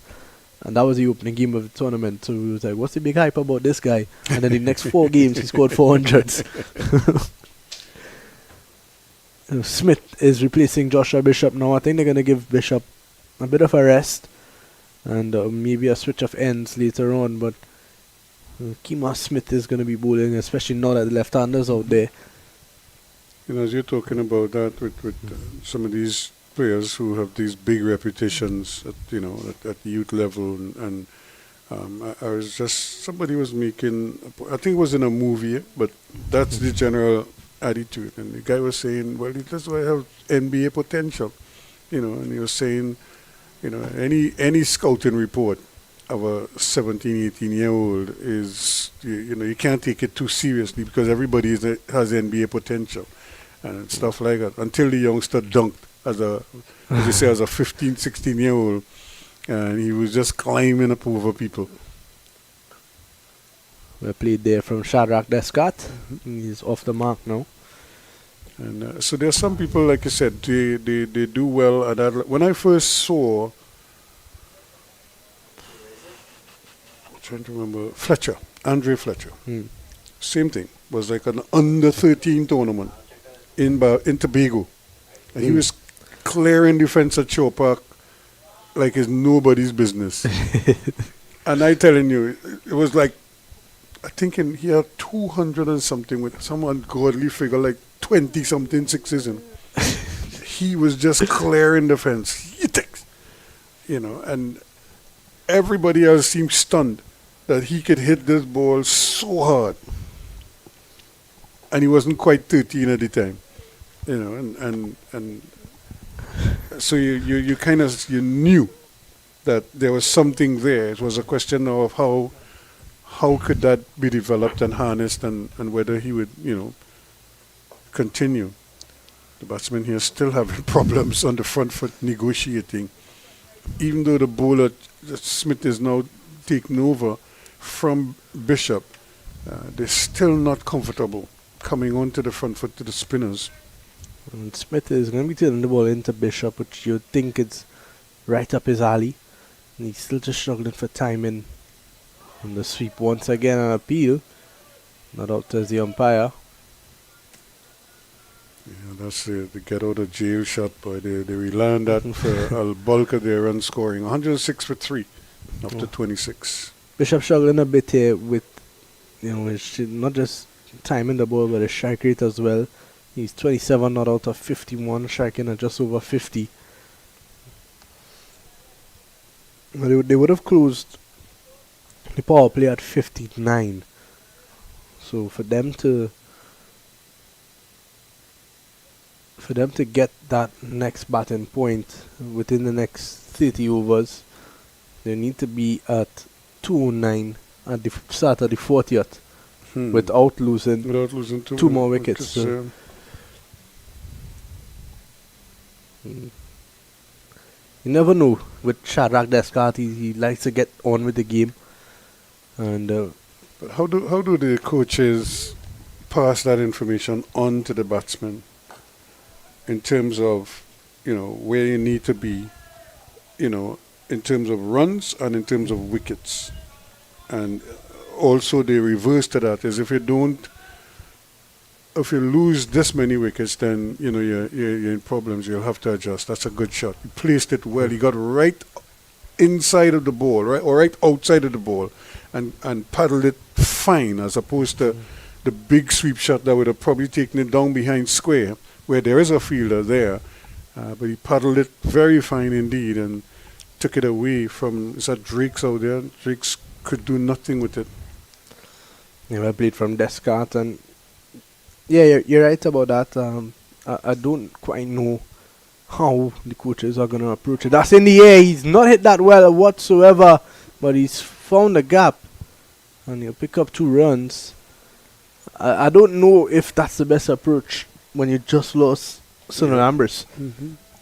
But again, he's come here with maybe he miscued that to some degree because it went up and then it just died. So luckily for him, he didn't really time it as well because there is a deep mid wicket and there is a long one. So to his credit, it fell safely in front of them. But again, you could see he's the type of batsman who is confident in his own abilities, and he's going to try to express himself and impose his will on the bowlers. Carl Myers is on the attack a bit now because you look at that ring of fielders on the offside. They allowed 4 fielders outside the 30-yard circle. They've only been using 3. With Descartes, I would really like to see him really put his head down and play a big innings because you could see all the potential in when this man. The bat looks as broad as a door when he's batting. Another gift. Almost it's a shit back. Yep.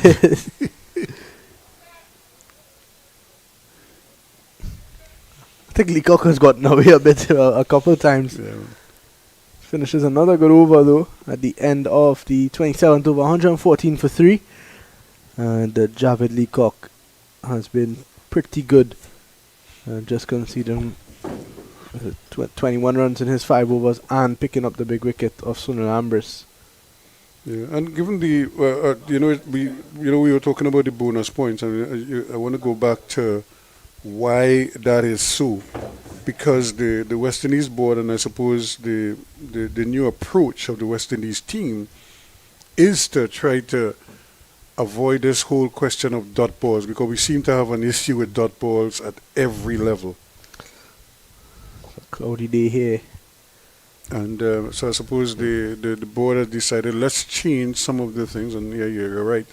And if my good friend Colin Crawford here, he tell me about the nimbus and all the other different clouds as a Oh, a big appeal there. He went all the way across his stumps, and that looked good. Bishop has to go. Well, well, well. He's not happy with that. I think he would have probably thought that he got bat on it. yeah, but Smith picks another pepper. And that's a big one, Teddy Bishop. He was a set batsman. Never looked in control of the game, though. He was always looking out of touch. And he has to go now. We'll have a look at it in a second. Teddy Bishop goes.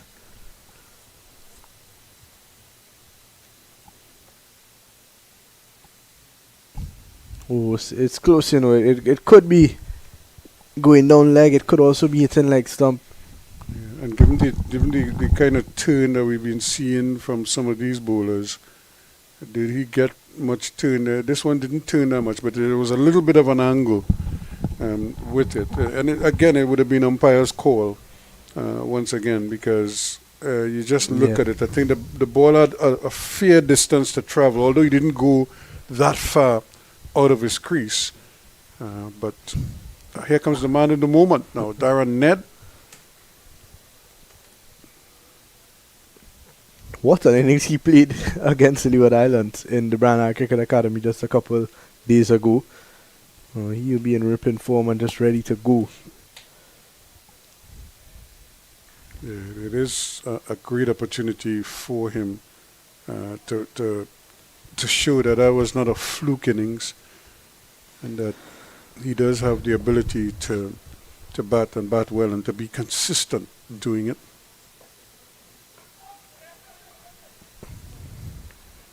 And I'm sure the Bajans are thinking, you scored runs in the last game. They're built for this, to frustrate you. There's hard pep in the step of the Bajan players now, because, again, it's not like they don't know what this young man is capable of. So they don't want to they would love to get him out cheaply here. Ooh, flashing at that one a bit. By the looks of Ned, from the one innings that we've seen of him so far, he is aggressive, but he had to be aggressive in that game because they were going after a big total. There's a different approach for him, a different situation that he finds himself in. It'll be interesting to see how he the approach might be the same, because he looks like he just wants to get on with things. And he's not afraid to take a dip, as we say, and have a go. I mean, we always use the Steph Curry example. It's the end of the over, and the 28 completed is 115 for 4. And because I think I overheard one of the Australian commentators referencing Travis Head and some of the shots that he plays and when he plays them and how he plays them and what have you. And it's almost like you kind of scratch your head sometimes as to why he would play such a shot. But he's so successful doing it, that you look at that again, it was just starting to angle down the leg side, but the umpire felt that it might have straightened enough on the stumps, and up went the finger. So Joshua Bishop is back from the top end now, so he has, 2 overs left? Three overs left. So we thought that this would happen. We thought that, he would come back for another spell from the other end, just to see if things might go a bit differently for him in terms of getting a wicket. I think the mistake that the Windward Islands batsmen have made in this period of play with Bishop and with Sunil Ambris and Leacock. Yeah. Well, with Leacock and Bishop the batsman. Bishop. Yeah. I think the mistake that those two batsmen made was that they didn't use their feet enough. I thought that was the option when you were struggling to play the ball on the front foot. It's turning a lot. They didn't use their feet to get to the pitch of the ball at all. I don't think anybody used their feet yet. It was just. If anything, Bishop did it once, and he put that away because he didn't really get to the pitch of the ball. Well played from Descartes. But they're all back foot players. You could see it. They're predominantly back foot players. They love it off the back foot. Well, as you ask them to come onto the front foot, it's like a different. It's almost like if the brain isn't wired that way. Score off the front foot, boy, that's hard. But it's because they probably haven't practiced it much. They get so comfortable just staying back on that back foot and whacking the ball from there. Myers is going to be on the attack here. He's now moved out the man from short fine leg to bring him in, that extra fielder, into the offside. He's got a 7-2 field, and he's put himself into short cover. Two fielders on the leg side, a mid-on, and a straight deep mid-wicket. Picks the gap on the offside. Well, that's a good shot because he waited on the ball. He didn't try to overhit it either. He just kind of stood there, and as it turned, he just played with the tide. It's when they start to go across the line of the ball, then you get worried with that. But if he's going to keep his eyes on it and keep his shape, and then just punch it through the offside, I think the coaches would live with that. Oh, he was late on that one. He was very late. That was a quicker delivery. That went right through him. Before he could even bring down the bat, the wicketkeeper had the ball in his gloves. Very well played. He got his front foot down a long way there. And Bishop completes another good over at the end of 29. 118 for 4. Just 3 runs off that over. And that's kind of like the average that he's operating at, between 3 and 5. And he's been doing a pretty good job for his team. And even though he switched ends, he's still able to command that. And like I said, that's what you expect from a finger spinner. You want them. Control is probably their biggest asset, and then the ability to turn the ball and to get bounce and would come as well. But the main thing is the control. So they have to be consistent with their lines and their lengths.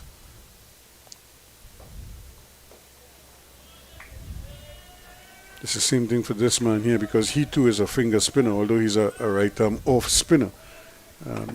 You expect him to command a good line and a good length. Oh, just out of his reach. He was in the air. This is going to be a good battle because Ned seems to be on the go.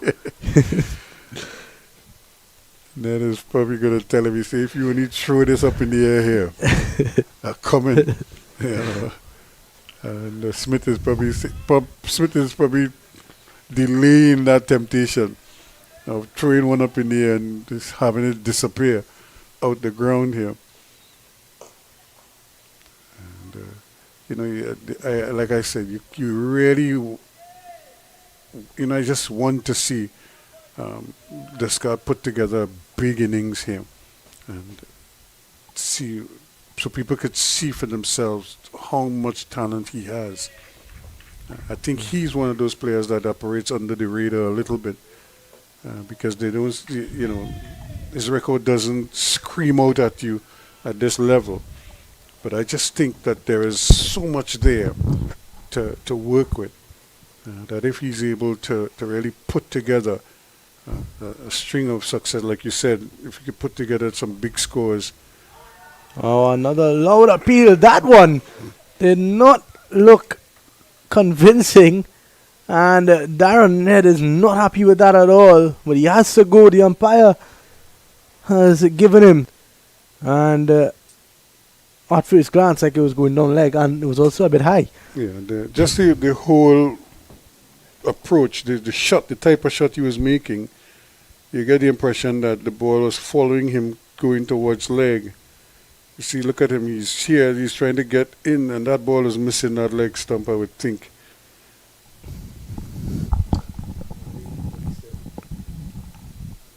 And you look at it again, you could see the off stump here. It's a turn, yeah, I think it probably would have missed leg stump.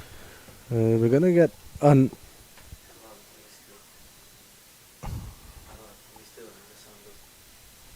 But he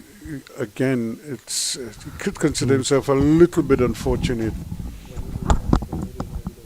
that one go there. So he goes LBW for 4. It's 120 for 5.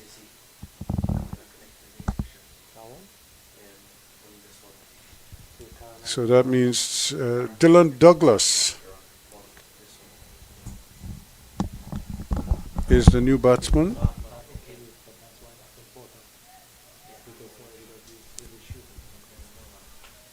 So he has quite a bit to get here. He has a big role to play for his team the rest of this match, the rest of this innings. He played a big hand in the last game when both him and Darren Ned put on that big partnership to get them over the line. So it's 120 for 5 now at the end of 30. Dylan Douglas has played a lot of cricket in the Queen's Park Oval, and he's been in Trinidad for a while playing cricket. He plays in the T10 Blast here. He plays in Tobago as well, and he's familiar with the conditions in Trinidad and Tobago. He's an honorary Trini. He's also played some club cricket. He played for Power Gen. I think he played for the Marching Patriots as well in the local first division. Now he's a full Trini. We might have to check his passport. he might have a TNT passport. You know. So this was the other question. When was he going to bring back his quicker bowlers? No, he brought back Bishop for just one over. You know. Well, that's been Kyle Myers throughout this game. And he's been a bit unpredictable in the way that he's rotating his bowlers, because in those first 10 overs, guys were getting 1 over spells and switching ends and stuff like that. Then you got Leacock and Bishop getting an extended spell, and then So Bishop came back for 1 over. You know, he's back to his old ways again. And then this is, you know, I don't mind watching somebody like a Dominic Drakes play cricket. He just seems to bring so much joy. He almost seems to always have a big smile on his face. It's almost like this is fun for him. And usually smile goes away quickly. Ooh! Well, Shadrach Descott. A bit of a blunder in his mind there, and Dylan Douglas is going to have a word with him. But that one, it came back in sharply off the surface, so... He never brought the bat down. He picked up the bat and kept it there. Watch it. He never brought the bat down. He just didn't know anything about that ball.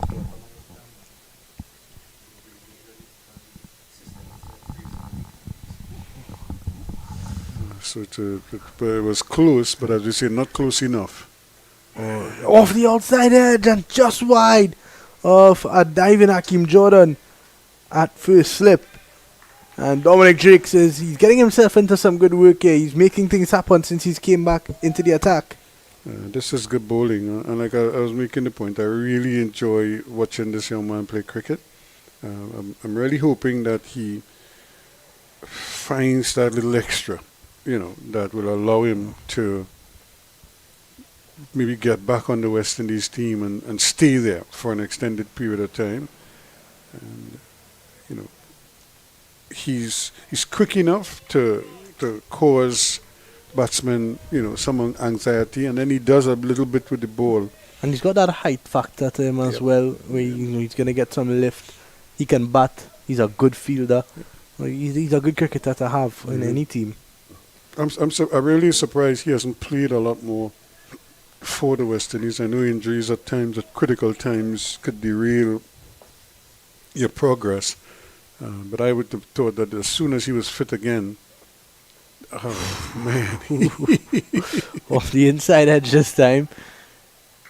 And he's played not just for the West Indies, but he's played in the IPL, he's played in the Abu Dhabi T10, he's played a couple other leagues around the world, franchise leagues, after some good seasons in the CPL. So, and that's that experience coming to bear here, that exposure that he's had.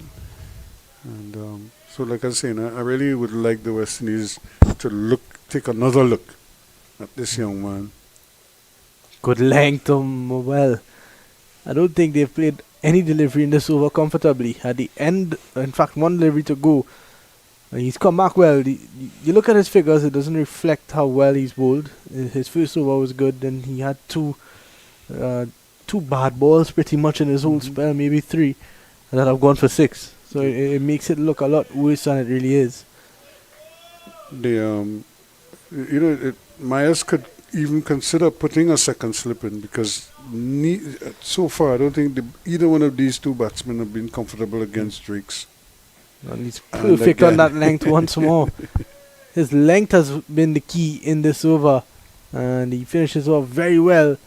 And it looks like, is it going to be drinks? I don't think so. I think it's just a change of gloves maybe for Shadrach Descart. Again, more inward movement. Again, you could see the ball coming back in off the seam. So 31 overs completed, 123 for 5.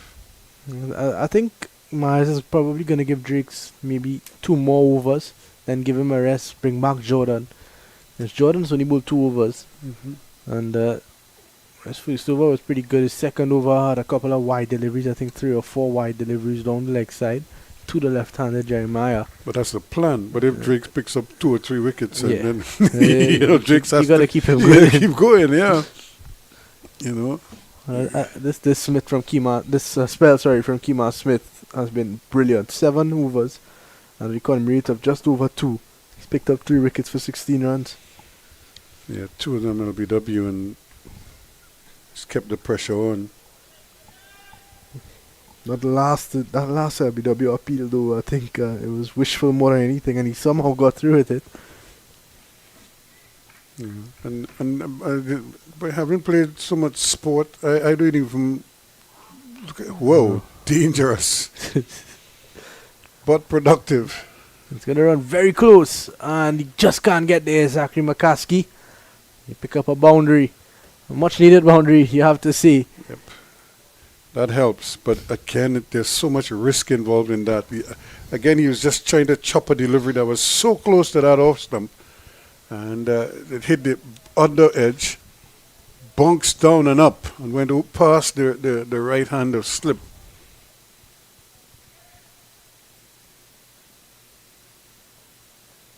And again, this time to the left of slip. And another chase down to the third man region.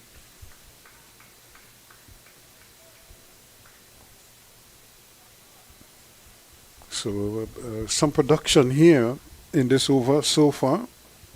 Quick 6 runs taken off of Smith. 4 and a couple. And Statman Descart, that left-hander up against the off spinner. Oh, that on maybe just off the inside edge. Yep, it's a nice battle going on between the batsmen and the spinners, especially the spinners. In the air, again, still not getting to the pitch of the ball. And turning blindly and then having to go back for that second run. Douglas was struggling a little bit there. And but again, the cardinal sin, the ball is played all the way down to the man at wideish long off or extra cover, deep extra cover. And because he is right-handed, he grounds the bat in his right hand, but he turned his back to ground it. And by that time, the fielder already had the ball in his hand, and then he had to make a big sprint to get in and avoid being run out. The end of the over, 32 gone now, it's 131 for 5. An interesting fact about Dylan Douglas is that I think, for me, he's one of the best outfielders that I've ever seen with my own eyes. I've seen Dylan Douglas take some amazing catches in some high-pressure situations, and he's a wicket-keeper. He's a wicket-keeper for the Windward Islands. And I think, he's so talented. He's such a talented cricketer. He's such a fit athlete. You wonder why they stick him behind the stumps. But that's where he thinks his strengths would be and his prospects are. And he also bowls some very good off spin. So well, they have to figure out a way to utilize all his talents. 2 overs behind the stumps, bowl for the next 5. Here's Jakes. Continues to nag away on a good length. There's a deep point and a wideish third man. Problems. Oh. Douglas wanted 2, and because he's so quick, he thinks he can make it there, but Descart was not interested. Yeah. And Descart then started to move, but he moved so late that, in a sense, even though he reacted, they aborted the idea in the nick of time, because had he started to really scamper, I don't think he'd have made it. Oh, good fielding from Bishop at point. Another interesting fact is that Joshua Bishop bowls with his left hand and could throw with his right hand. Yeah. How often have we seen that? Bernard Julian was like that. Bowl left-handed, batted right-handed, and threw the ball right-handed as well. Lara bats left-handed, but does everything with his right hand. Everything else in cricket terms. I played from Descart this time. Just get a single though. I wonder if they communicate when they're like crossing, say 1, 2, possible 2 or something like that, and so that way the batsman will be on the lookout for the possibility of 2. But if you just run past him and don't say anything, he might be thinking 1 and you thinking 2, and then that's where you get the confusion, So you have to kind of communicate that with your teammate as quickly as possible and as concisely as possible, 2, so he understands 2. And there are no ambiguities, inside. And that's where the calling has to be so precise. And that reminds me of a time Alan Cornell. We were playing at Fatima College Ground, and Alan was batting. So I bowled. Alan opened the face and ran down to third man on Fatima Ground. And Fatima Ground slopes down the hill like that. But he took off for 2. So he told the batsman that they were going for 2. And so he ran up to the descent, to the top end, grounded blindly again, turned his back onto the scene, actually, because in his mind, that's 2 runs, because the fielder who was running down was leaving backward point. After the ball was a teammate of mine called Kamabach, who was a national 400-meter runner. And Kamas... Off the inside edge, there was a matter of time with this spell that Jakes. Windward Islands trying to get to 60 off the first 10, and they almost got there. They got to 58 in 58 for first, 1. In that first period, before they lost the first wicket. So the openers Pascal and Jeremiah had given them a very positive start, but then the period of a consolidation came when they lost those 2 early wickets. Pascal for 22, Jeremiah for 26. And since that time, it has been a little bit of a grind for them. And now Keon Gaston is going to try his luck. See if he could change things here a bit. Well, that's a bowling point unlocked for the Barbados Pride. Their first bonus point of this game, for picking up 5 wickets from overs 11 to 14. Yeah. So they worked hard for that. I thought the bowling was excellent. They were very much disciplined. So now there's even more pressure on Descart to stay there and really fashion something of importance by way of a big innings for his team. Whoa. Oh. What a beauty. That ball pitched on the stumps, but the spin took it away from the stumps. Watch that. It curled in and then it left him. And it's that little bit of turn. It wasn't the substantial amount of turn that Bishop was getting, but it's that little bit of turn that is going to get you wickets. And that's going to play in the back of Descartes' mind now. 133 for 6. That they will all do the same thing, and so that is the scenario here. We almost had World War One over some wafers in the World War Three in the making. Ooh, and a penalty's gone. Stumped. Umpire Rajkumar has sent him, and Descartes is unmoved. He's very unhappy, and he has to go the 7th wicket down, and Kemar Smith he's that man again. Descartes looking to go big. Well, if you look at it there, he never left the crease.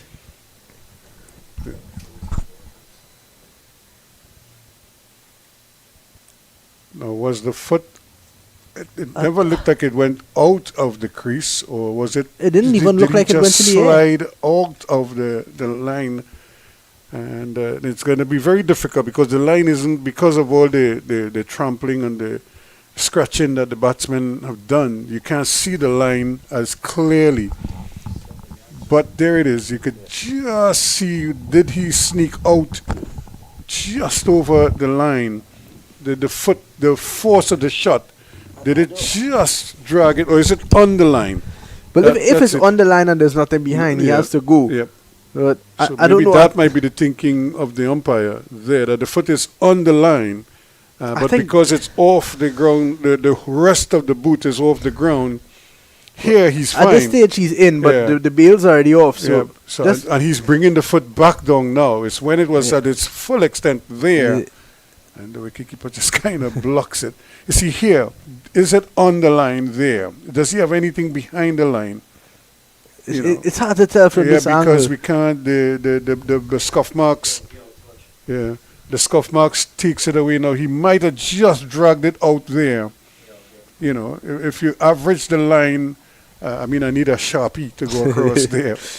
But he might have just dragged it and dragged enough of the foot over the line or onto the line or to the front of the line. And if that makes any sense at all. And so it might just be that he has to go there. But great bit of stumping there as well. And another wicket goes down. Smith now has 4 for 24. 133 for 7. And the Windward Islands are in the mire here.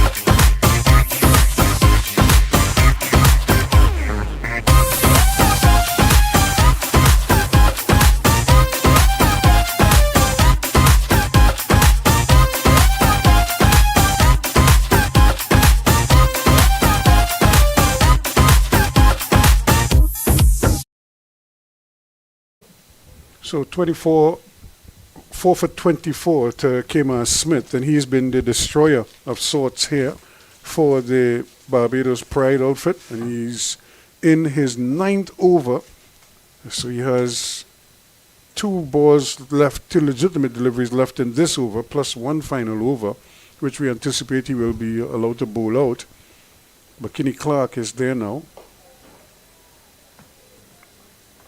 But how this game has taken on a totally different complexion now.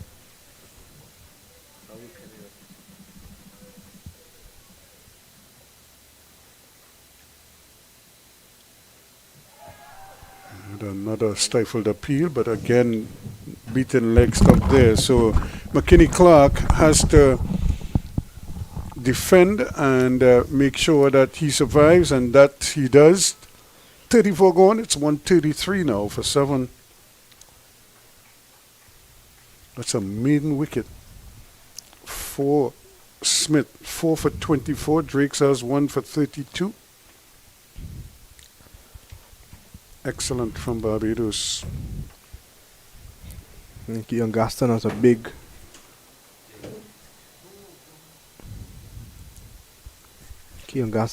role to play here. Yeah, he definitely has to. Somebody has to put their hand up here now and try to produce something of note. We've seen that time and again. But this Barbados attack is such a nice balanced attack. It's a good pace attack. And they have 3 quality spinners inside of there as well. So they obviously have worked out a good balance, Barbados. It's a short tournament as well. So when it's a tournament short like this, you're able to keep your bowlers fit for the entire tournament. Whereas, when this tournament used to be more games, 7 to 10 games,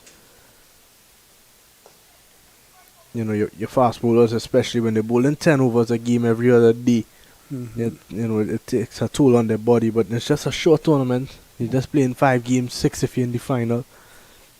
You're able to keep yourself fit and keep your team fit. Shouldn't have injury problems because of overwork. Bishop is back now, so he might be allowed to bowl out here. But the trend continues because we saw Drakes produce a good a wicket. Yeah, and now he's platooning somewhere down behind point somewhere there. In the air, caught and bowl, and Joshua Bishop picks up a wicket, a much deserved wicket after a brilliant spell. McKenny Clark has to go. I was just about to say that these two would have played together at the academy, so they know each other quite well. And Joshua Bishop is able to pick up a wicket. His first of the day. It was always on the cards, and I think he deserves it because clearly they haven't really been able to do much coming onto the front foot. They want to get out to the front foot, but they're not getting to the pitch of the ball. They're almost there, but they're not getting on top of the pitch or close enough to the ball. And as a result, they're really gifting wickets at this point in time. And the Barbados spinners in particular are enjoying that approach.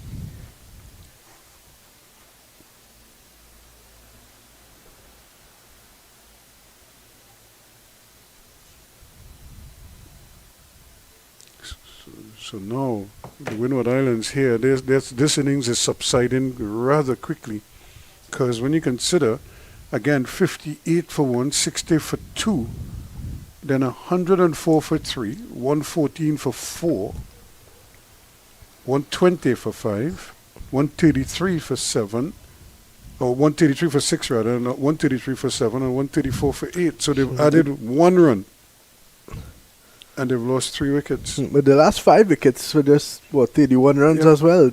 So they've not been able to get control of this game, and good delivery from Bishop. Kenneth Demba is the new batsman. The off spinner. Daryl Cyrus left now.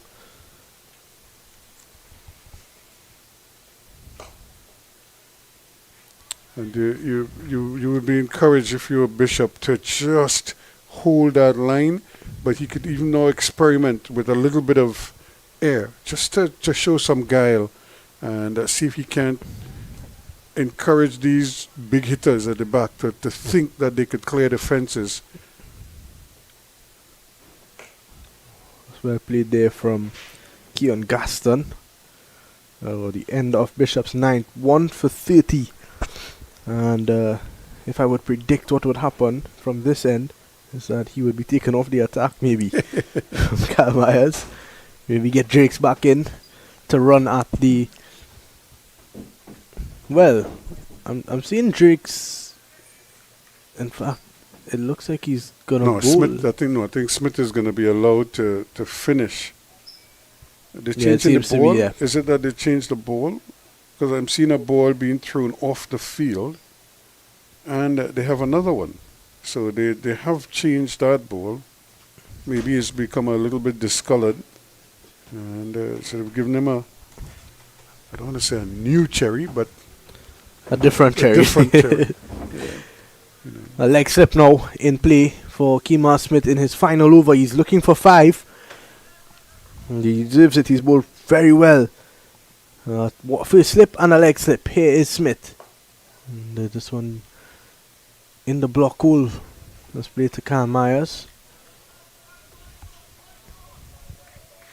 And you know what? You know what? I look at this Bajan team. They all look so athletic, and it's almost like they all seem so dissimilar in their build. You know, with just one or two exceptions in terms of their body type. Javed Leacock Yep. doesn't fit the mold. No, He's very short. Craig Brathwaite is not the biggest player there. This has proven to be a real examination here. As he's trying to figure out McKinney. He's trying to figure out Kenneth Demba is trying to figure out how do I approach this. 3 deliveries left. Let's see. In the air, just short of the man at short cover. Jonathan Drakes, it seems to be. Can he? So you can see what Smith has done though. He's left that cover region almost completely open. There's no one in between the man at cover and the man at point. And he's bowled him. That's 5. That's 5 for Kemar Smith. He opened up that offside to encourage Kenneth Demba to drive. And he's opened up the gates and knocked it over. So Kenneth Demba has to go. Kemar Smith picks up his 5th. And what a spell it's been. Give it the loop. And beat him on the inside. He has to go. That is classic off-spin bowling, where you show the batsman the gap, tell him drive it if you can, and then you beat him through the gate, right between bat and pad and timber. So certainly a splendid bit of bowling, good planning and good execution once again. So they're just 1 wicket away now, and with the opportunity to pick up that other bowler's point, I'm pretty sure they'll get it for bowling the team out. Yep. I don't see. And they haven't even bowled 40 overs as yet. This will be in the 36th over. It seems to be the Bajan way. They're bowling teams out quickly and getting the runs even quicker. That's because of the weather. Their whole mindset is we are not Attack. going to waste any time. If we can get this done, early, let's do it early. Get it out of the way. They're playing some really good cricket at the moment, though. The fielding has been excellent. They've been chirping all morning. Even after they didn't have the greatest of starts, you have to say, in that first 10 overs, a lot of loose deliveries and things of that nature. And after that, they came into the game really nicely after they got rid of the openers. So Darrell Cyrus is the last man in. In the air. He has decided, listen, Mr. Smith. So the end of the 36th over, 136 for 9. Kemar Smith completes a brilliant spell, 10 overs, 43 dot deliveries, 25 runs and 5 wickets at the economy rate of 2.5. The perfect spell for the off-spinner on a day where everything just seemed to go his way.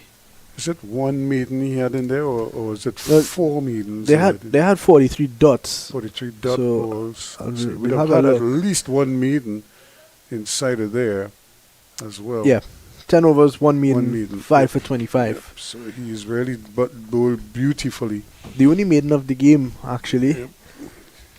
He's done exceptionally well. And I think that maiden came with a wicket as well. Yeah, it was a wicket maiden. Yeah. So Bishop is going to get his final over here. Against the run of play, you have to see, from Kyle Myers. 9 overs, 1 for 30. He deserved more though. Can he get another? That's another beauty. Darrell Cyrus is the new batsman. Come on, Mr. Myers. Put the gully in with that second slip. Well, he's brought the man at point very close. He's in a catch-in position. Whoa. It's feeling like if Joshua Bishop has the ball on a piece of string at the moment and he's just teasing him. Yeah. So here it is. No, you don't see it. And that's the classic way that a lot of batsmen or lesser batsmen play spinners. Look at how far in front of the pad the bat is. So because they're predominant, whereas you could put the bat in line with the pad, almost behind the pad. Well, that one you're not going to see in any manual anywhere other than in the T20 how to do in terms of how to try to hit sixes. He went with everything there. An appeal, but I don't think the umpire is going to give that one. I think he was touching the outside leg. Well, Bishop, I'm in on the cards for him here. One delivery to go in his Can he get final. a wicket? Yeah, can he get a second wicket here now? Just can't. So at the end of the 37th, 136 for 9, Joshua Bishop, 10 overs, no maidens, 1 for 30. And I think a lot of the wickets that fell, you have to give credit to Joshua Bishop for the amount of pressure that he created, for the amount of dot balls that he's bowled, and for the amount of times that he's beat the bat and left men uncomfortable out there. A lot of credit has to go to him. It's Yeah, gonna be the leg spinner though. he did very, very well. He did exceptionally well. It is one of the best spells I've seen him bowl in a while, and I think there's been times where he's picked up 6 and 7 wickets in a game And didn't bowl and as didn't well. bowl as well. Mhm. That's just how it goes at times. So Javid Leacock into the attack now, and they're looking for that final wicket. And they want to get that done sooner rather than later, because it's still a bit cloudy here at the Queen's Park Oval, and from what we've heard this morning from the weather reports is that there could be some rain after lunch. which is normally what happens in the. You were here 2 days ago. They got the game finished early, and then a heavy downpour came later on in the afternoon. And I mean, we didn't even have to wait for it up at St. Augustine. Here, because we knew you all were having play here, and then by the time I got home, Indigo Martin, it was so heavy during the downpour. So thank goodness the game was finished. And I'm sure the Bajans would have been relieved as well that they were able to get their game done and dusted long before the showers came. Because once that rain fell, that was it. You knew that it was going to be difficult for them to come back out after that. So it's gotten really cool here at the Oval. Quiet day, Yes. not a big crowd, but 1 or 2 additional spectators have come in. Yeah, there's a lot more people here today than when midweek, and it's obviously due to the fact that it is a Sunday. It's high in the air. This could be it. Kevin Wickham does not drop many, and he won't drop that. That's the final wicket. Dial Cyrus goes for 1 of 8 deliveries, and Javid Leacock 5 overs, 5.2 overs, 2 wickets, 22 runs, and 137 is what the Windward Islands close on. The last 7 wickets falling for just 34 runs. Yeah, it's been a real slide. They've partly their own doing, but credit to the bowlers. And they've done an amazing job of keeping the batsmen quiet, building pressure, and the batsmen seemingly not prepared to work through that pressure. And as we say in local parlance, they just capitulated and all out for 137. So it means with some cloud cover about here, the Barbados Pride will need 138 to win this game after bowling out the Windward Islands Volcanoes for 137 in just 37.2 overs. And that has to be another thing of note there. Just 37.2 overs they used up, and they've gotten the job done for them here today. So they need 138. They have all 50 overs to come. So we'll take a break, and when they get ready to start their reply, we'll come back with the second half. But just before I go again, 22 for Pascal, 26 to Jeremiah, 28 to Bishop, and 20 to Ambrose, 21 to Descartes, but not much after that, and they slided away. 5 for 25 to Smith, and 2 for 22 to Leacock. Bishop had 1 for 30, so those 3 spinners sharing 8 wickets among them and doing an amazing job at that. So we'll take a break and then we'll come back with the Barbados reply. They need 138. They have all 50 overs in which to get them.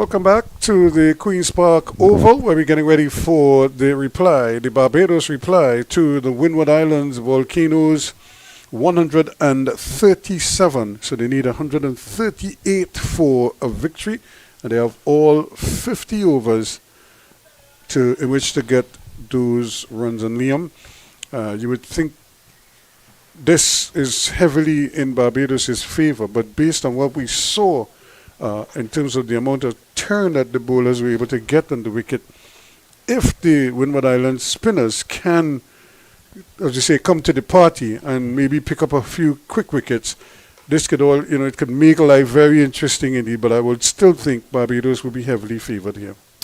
Yeah, definitely. I think not just the fact that there's a low total, but you look at the batting lineup and you look at some of the experience in them mixed with the talented youth. I don't think 138 scares them in any way.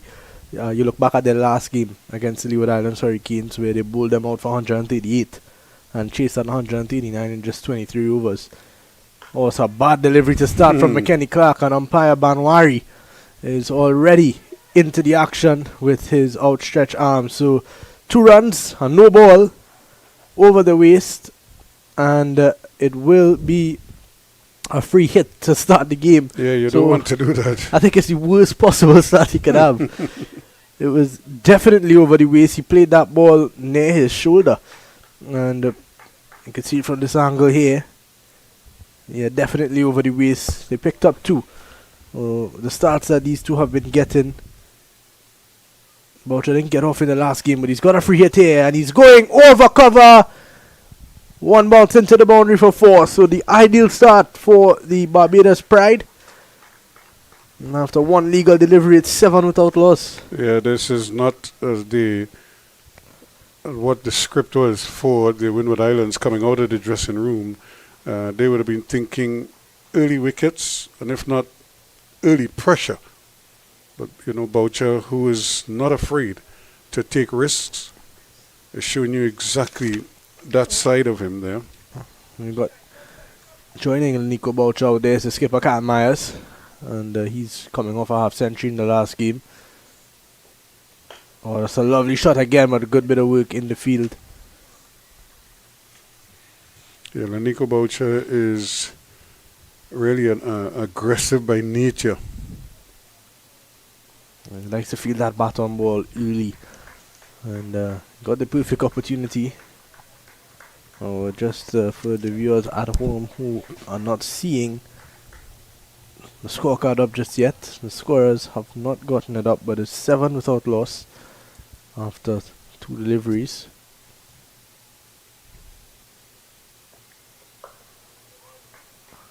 Given plenty of time, you could see Boucher into position early, and probably just missed timing that cut shot just that little bit.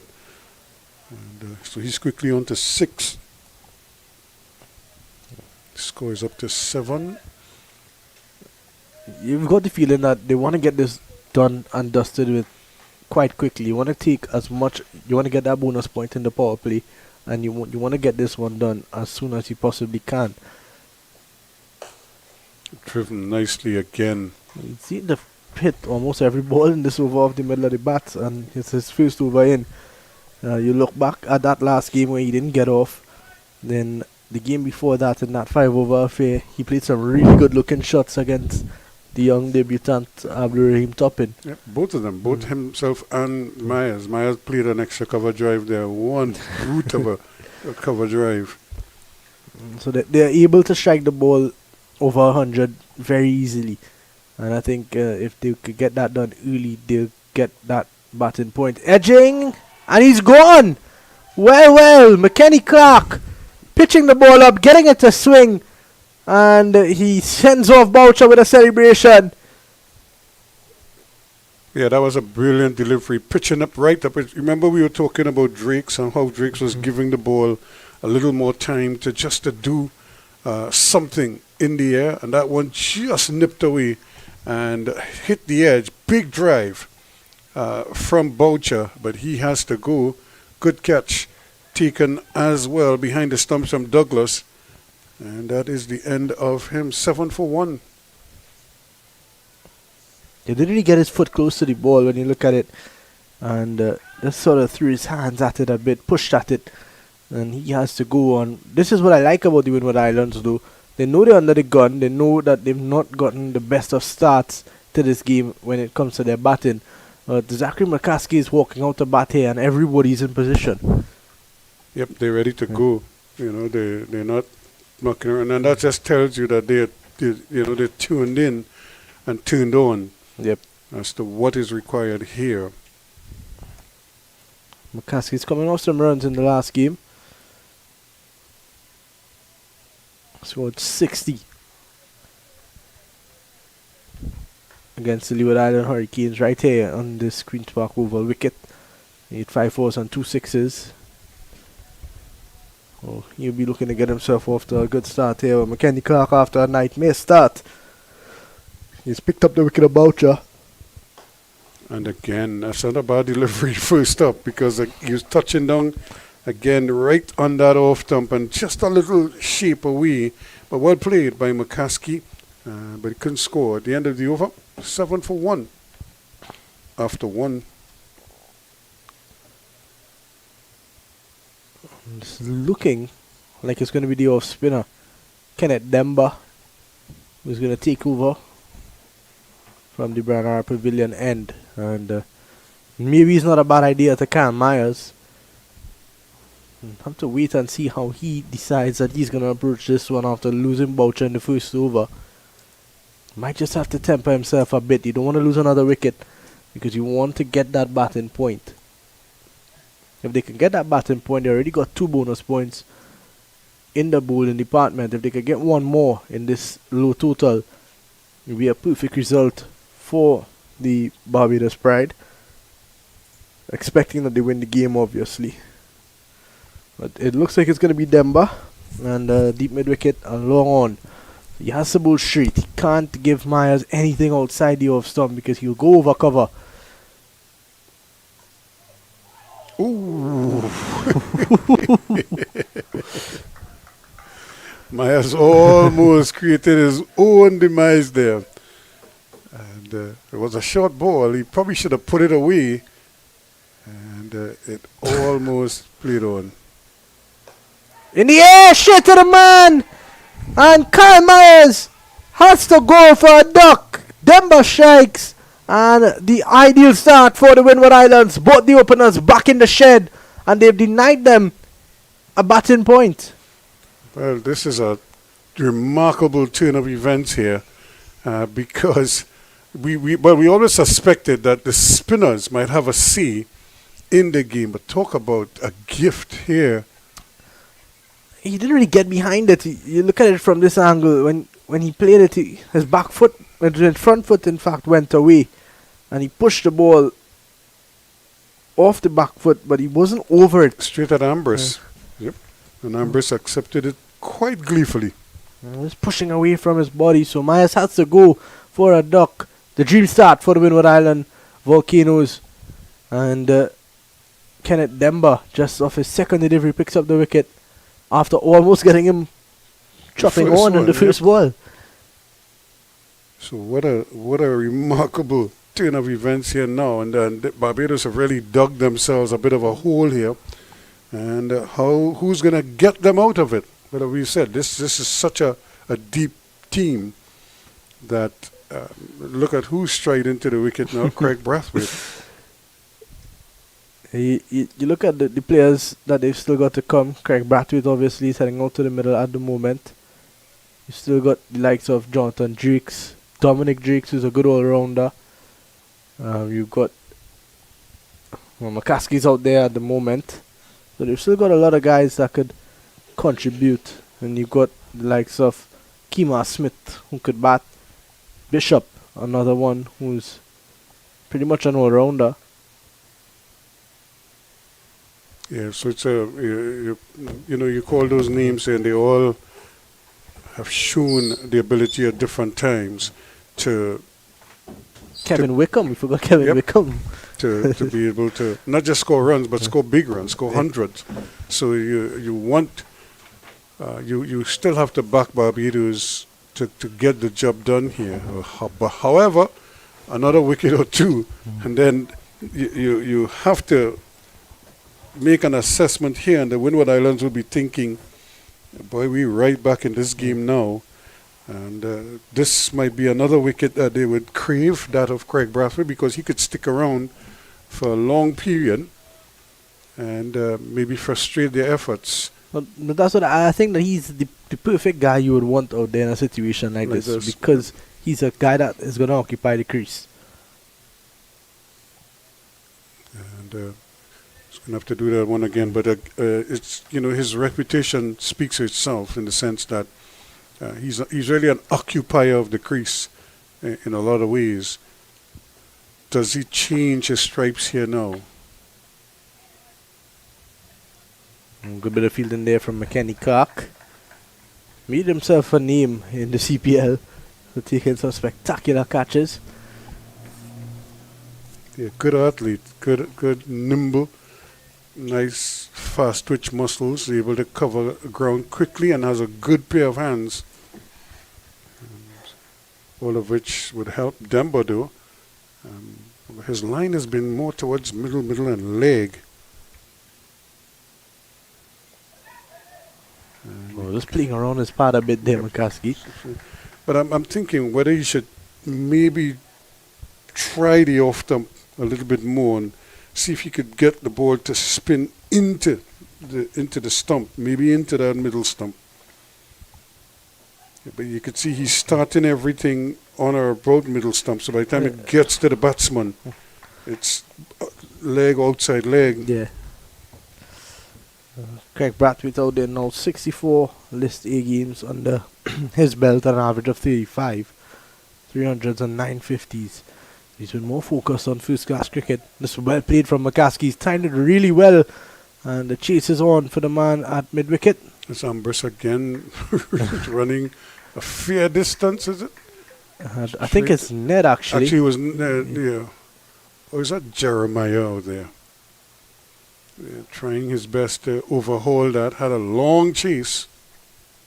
Yeah, I think you're right. I think it is Jeremiah. A good bit of fielding. And good shot there from McCaskey. At the end of 11 for 2. They've lost a wicket in either over. And McKenny Clark is going to continue.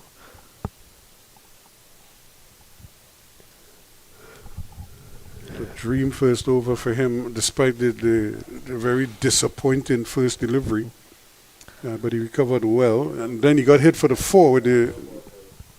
Then he got hit for the boundary with the free hit, but he recovered, very well after that, and even got the wicket of Boucher. Well played from Brathwaite, just using his wrist. Get that one down to deep backward square for a single. And this is where the experience or lack of experience is going to be evident here. You cannot bowl at a Craig Brathwaite on his pads like that, short of a length on his pads. He's just going to deflect the ball away time and time again and pick you off. You're better off bowling that off stump line just outside the off stump and see if you could get him to nibble at a couple. Maybe not move his feet. That's better. That's a lovely looking shot there.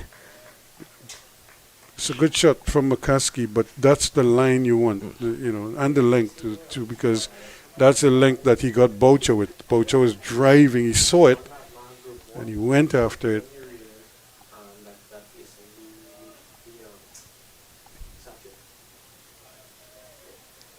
So everybody is excited out there right now for the Windward Islands. They know that if they pick up another wicket or two here, things could get very interesting the rest of the way. Well, good delivery from Clark there. This time getting it to maybe come back in a little bit and up in the block hole, but and you could see McCaskey signaling to Brathwaite that one came back in sharply. So the ball is moving around, and So the batsmen have to be very careful. You have to keep your eyes on the ball for as long as possible and maybe try and play it right under your eyes. And don't go searching for it.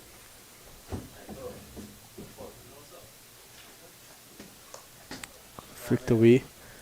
Yeah, that's pick-off territory there for Bradford. He will feast on that. You're not challenging him when you bowl on his pads like that. He's faced the very best. He's faced the likes of Anderson, Broad, Rabada, these guys. Jasper Bumrah. So he knows all about this. And I don't think he's going to be too troubled mentally.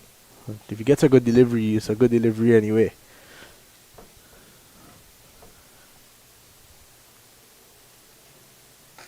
Kaski driving off the outside edge. And I still prefer him bowling there because I think he has a chance when he bowls there. Even McCaskey played it well in the end, but he was reaching for it way outside the off stump. But it just seems as if a lot of these Barbados batsmen are not prepared to allow deliveries that are wide to leave them alone. They're going to play at them. And so as a bowler, you're thinking, okay, since you feel like you want to come outside there and make shots, well, let's keep you out there and play. But he tends to want to go into the pads every so often. And again. And it's the same shot that Bradford is playing, you know.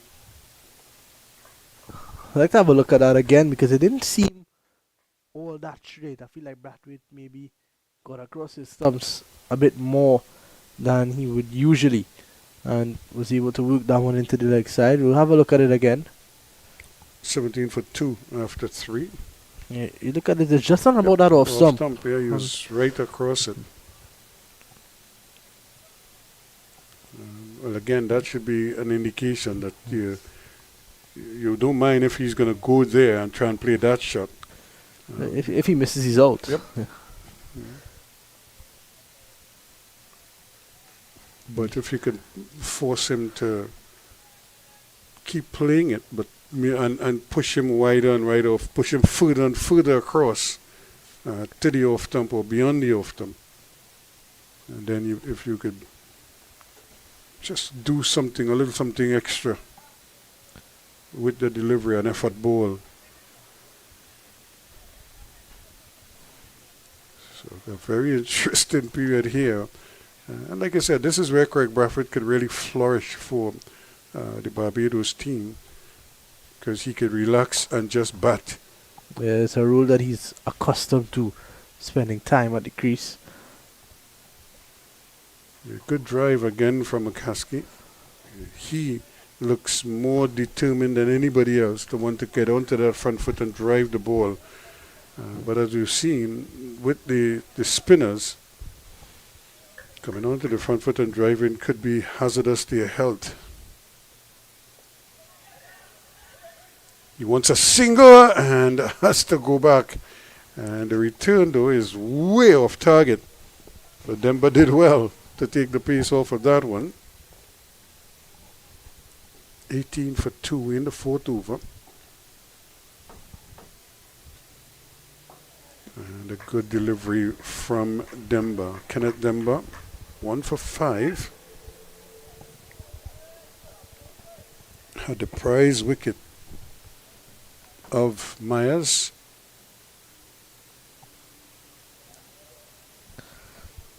You can see Bradford, what he's doing well, and something that the Windward Islands players struggle with is that he's getting deep into his crease and looking for the spin, waiting for the spin, and the hitting with the turn as well. Again, plays it well, but everything is being played to the onside right now. Sure, it's an off-spinner bowling, so he's just going with the tide.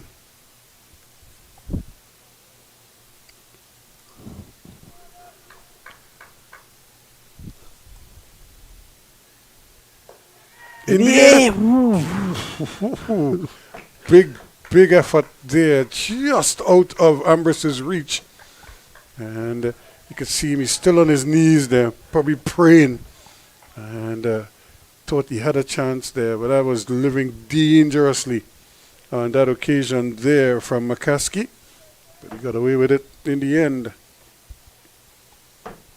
And how, Liam, how many times have we seen that when the batsmen get on the front foot, everything changes because they're just not fully to the pitch of the deliveries, and they're still playing, those big expansive drives.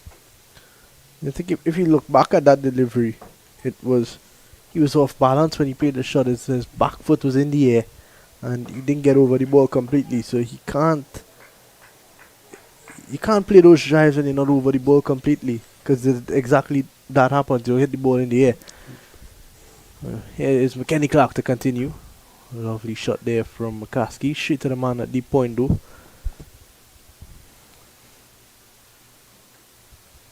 Yeah, the ball is coming off the bat, sweetly, nice timing. And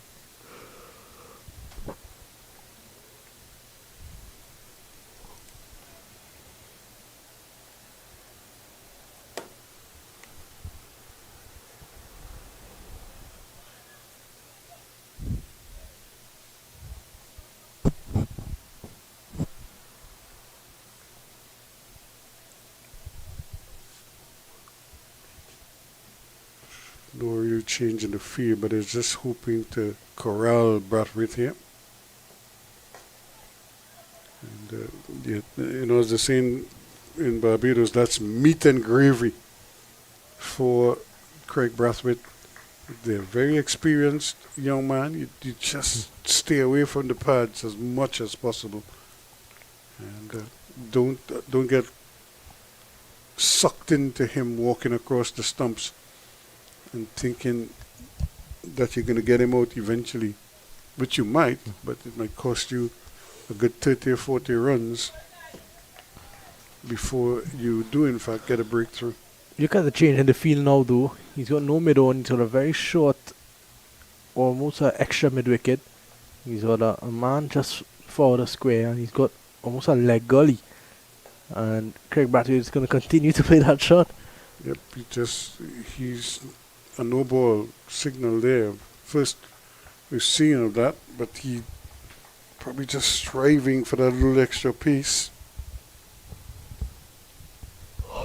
But it's something that we're not going to see often. Is Craig Brathwaite is about to open up and try to hit the ball over the top. It's not something that we are accustomed to seeing.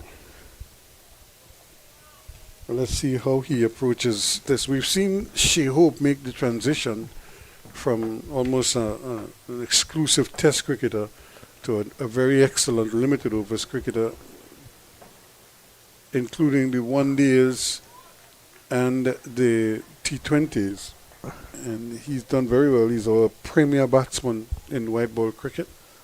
I think that one had some extra piece on the day from McKenny Clark. So it's always about him and what he's prepared to do at any given time. And sometimes with Brathwaite and people who are that experienced is how much are they prepared to invest at this level at this time. And again, It seems the ground staff are getting ready. yep, they have on their raincoats. And the rain is not with us yet, but it comes from behind us here at the media center. And the ground staff usually seem to... They are a signal that they... Yeah. But before we had this Trini Posse stand, that big stand to our left here, you could just look to the east and see that what is happening, and so it doesn't take you by surprise. But the longer it goes, it just seems the more the ground staff get antsy, and they get at the ready. Are the umpires going to take the precaution? Well, I'm seeing umpire Banwari at square leg come in.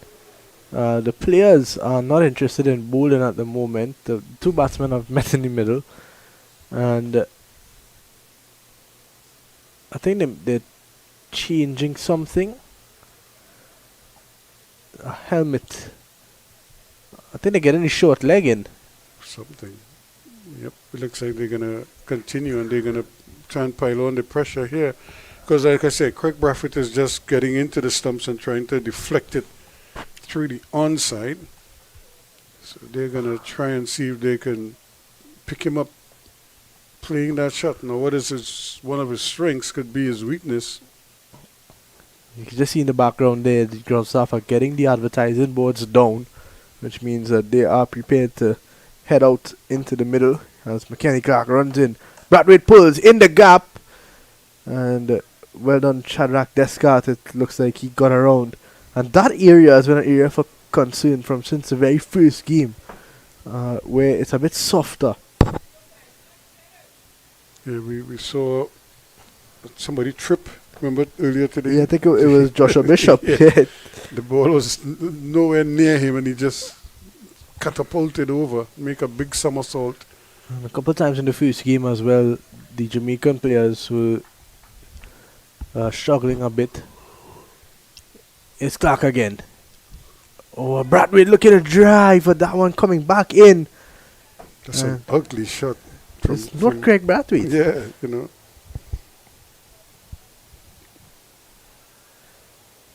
The end of the over now. And he rehearses a totally different shot to the one he played. 25 for 2.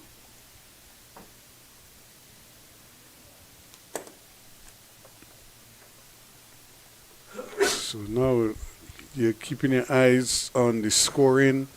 You're keeping your eyes on the forecast as well. And you're keeping your eyes to the heavens to see if and when the weather is going to intervene. Is it falling behind us, it looks like? It kind of seems that way, but it's not here just yet. And the ground staff are ready. But in fact, they've now just left the covers and they're convening. Yeah. I guess they'll be ready at any given opportunity. Keon Gaston is brought into the attack now, and I'm excited to see Keon Gaston. I thought he had a good CPL. I like the pace that he's bowling with, and I think he's a smart bowler. You look there, and the rain is definitely not far away. It's Gaston outside the off stump, too wide. It's not going to trouble anyone out there. But the rain is definitely nearby. I think the ground staff are probably looking to see if it's going to blow over. But that's just behind us here at media center end. Let's reach out and touch me distance. Yeah.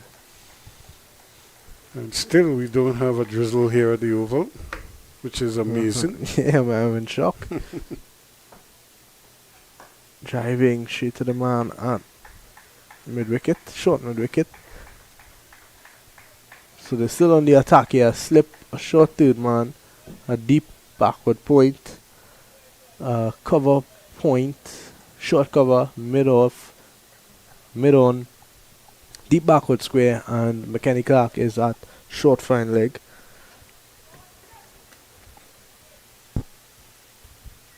Just a one slip, and well, you'd have to say he's a short third man. The rain is here, and so is a boundary for Zachary McCaskey. It was hit in the air, but it was hit in the gap. And the ground staff are now going to be called on. So 25 for 2 and 5.2 overs. But that would have to be 29 because that boundary would count.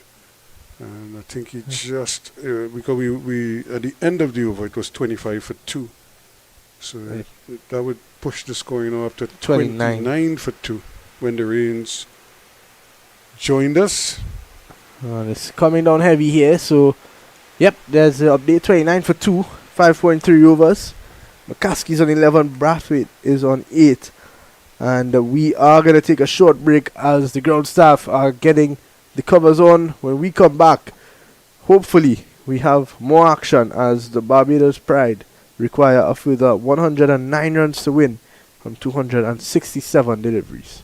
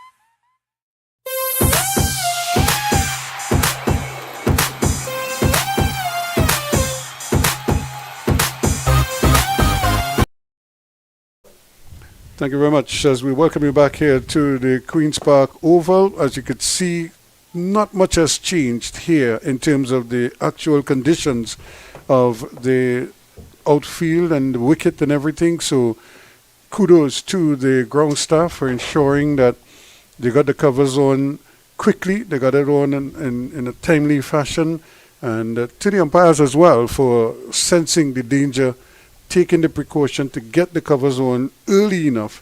And here we are, an hour later, and we're about to get play restarted here without any deductions in overs.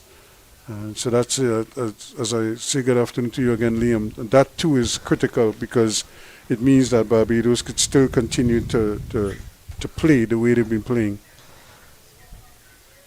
Yeah, I think they're in a good position still. Yes, they've lost 2 important wickets, but I think the calm that a player like Craig Brathwaite brings to the crease, though he's not looked his best self so far, and well, Zachary McCaskey is a guy who's been scoring runs at will in the regional Super 50 and the regional 4-day competitions, and he's coming off a half century in the last game as well. So I think with these 2 there, and with the fact that you know that Kevin Wickham is still to come and a lot of your all-rounders, you're still quite comfortable here, but I think another 2 wickets in quick succession could make They could change they could make everything. them panic a lot. Yep.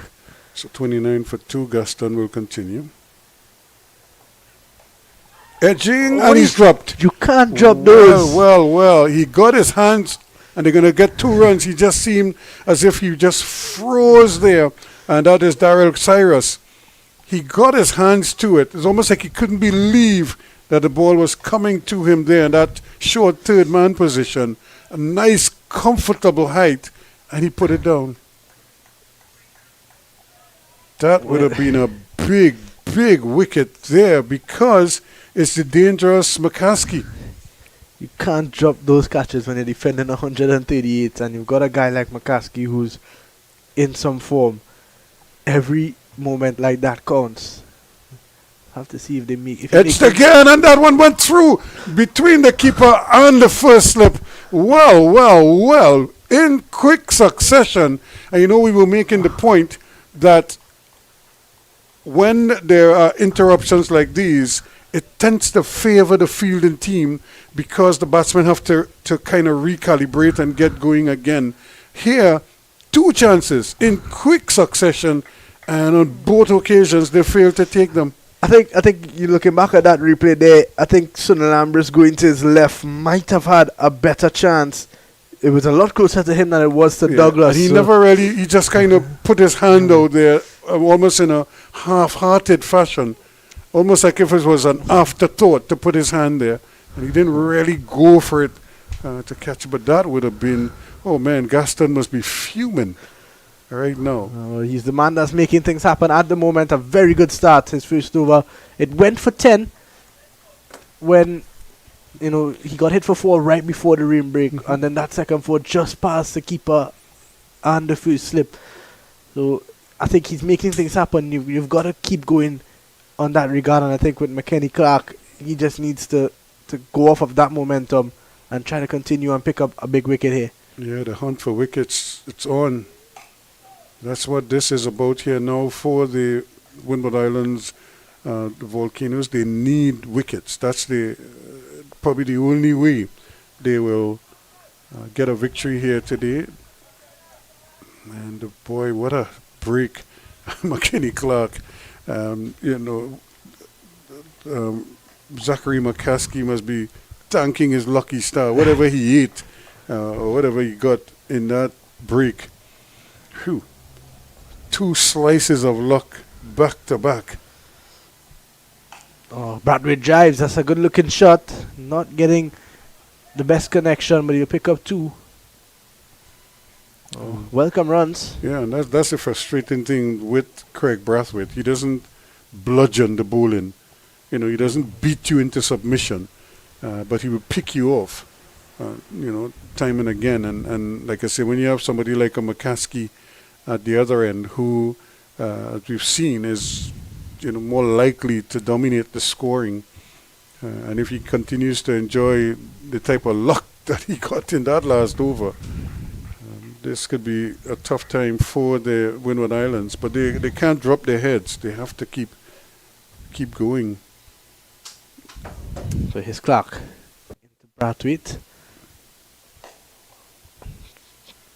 Thought try to play that one through the offside, it looked like. Yeah, a little slower. It looked like he was beaten for pace there, or lack of pace. And then he had to make a quick adjustment, turn the face of the bat. So good thinking on the part of a young Clark here. He just seems like if he's in tune with what is required out there. It's good to see these youngsters. So yeah, that was well done by him. Had the batsman at the other end, McCaskey, scrambling to get back in his crease there. But he didn't go very far. Here it is, you've got a guy who's played 100 test matches against an upcoming guy who's just played at a couple of CPL games and is still trying to make his mark, and I think it's going to be a good battle. No ball again, he's had that problem. It's the second front foot no ball we've seen, as well as an over the waist no ball. Yeah, so, but it's the effort that he's putting in with the no balls and try to cut it out. That's something you don't want sort of creeping into your game as a fast bowler. You just want to be able to run up freely and not be worried about if you would overstep or not. You look at it here, and yeah, definitely. well over. No debate about that one. It's a big no ball, as they say. Now, what is the adjustment? Can he recover from that? That's a free hit, and that's going to go over point, and that's 6 runs for Zachary McCaskey. Yeah, you don't want to gift him too many. You already gave him 2 lives there, literally, in the last over, and now to give him a full toss, a full toss just outside the off stump that he could just get under and smash it over point for 6. When you look at him, he tried to hit that ball over cover, but he just hit it so well that he somehow got it over point instead. Yeah, he was down on one knee and got under it, so he made sure he got under it and played it nicely. There was a man out there, but it sailed over his head. And this is where the game can just change drastically. Those 2 chances, and it could just. And McCaskey's probably saying, "No, I'm living a charmed life here. I'm going for it." That's well played again into the gap. It left the bat at an awkward angle, but it was in the gap, and it's bisected the 2 men there for another boundary down to deep cover. So he is not wasting any time at all. As I said, he came off a half century, and he looks in form and is looking to take this game away from the Windward Islands as well, as if to say, you all take the liberty of dropping me, boys. So 49 for 2 now after 7. And a good start for a good recovery, you have to see, from the Barbados Pride after losing those 2 early wickets.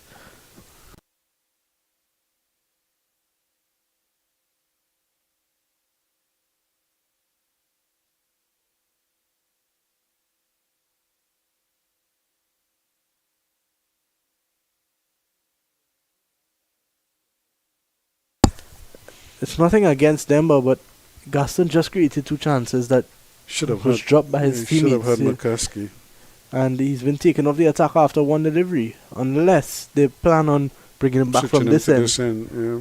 But he just bowled a good over from that end as well, so we'll have to wait and see. But it's Kenneth Demba into Craig Brathwaite. Now, I like this line a little bit better, rather than him spearing it into that leg stump. Probably start it off stump, just outside off stump, and let it come back. Bring the stumps into play as well, because as you could see there, Brathwaite is set up to play through the onside, or play towards the onside. So he's, in fact, when you bowl in his legs, he likes that to some degree because it makes it, you could fetch the ball a little bit easier. And that is kind of more like it. Force him to have to think about doing other things rather than just staying there and deflecting across his pads.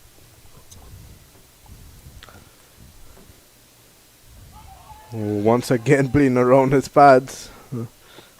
We've seen Shadrach Descott bowl in that first game up against Leeward Islands. Picked up 3 for 43. And we've not yet seen him into the 8th over. He bowled with a new ball in that game and did pretty well. So it's interesting that he may be an option. But it has to be a wicket-taking option right now. They need wickets. There's value in bringing the leg spinner on as well, seeing that this track has offered quite a lot of turn for the Bajan spinners. Got Daryl Cyrus there.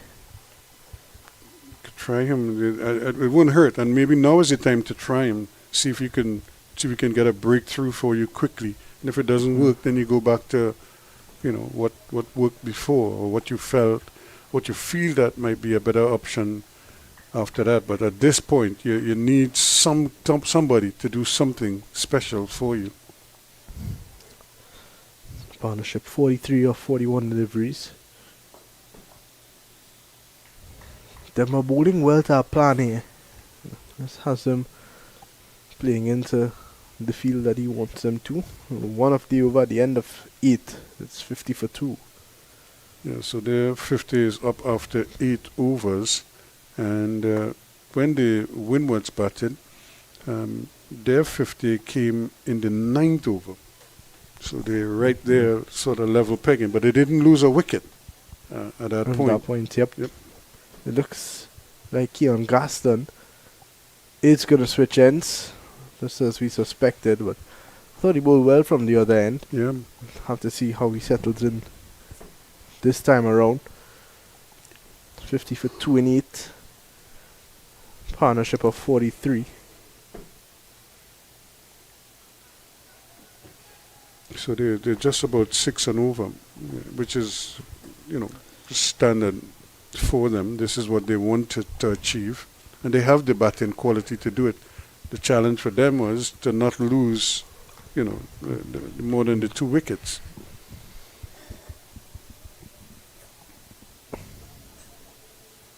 Edging it, or he's again fishing at it outside the off stump. You'd never see Craig Brathwaite play that shot in a test match. He's always very compact and disciplined that way. But he's looking to score runs. He's looking to make that adjustment into limited overs cricket. I think he's probably going to try to elevate his game a bit now into that shorter format as he's coming towards a different stage in his career. Oh, misfield there. I think a cleaner pickup could have had Craig Brathwaite in trouble. Yeah, because again he was turning the ball off the stumps, turned it square. The fielder got across to it, but just couldn't hold on, or at least pick it up and rifle the return in. And by that time, the batsmen were able to complete the single, an important single at that, because now it brings the aggressive McCaskey on strike. Is it going to be an opportunity, another chance created here now?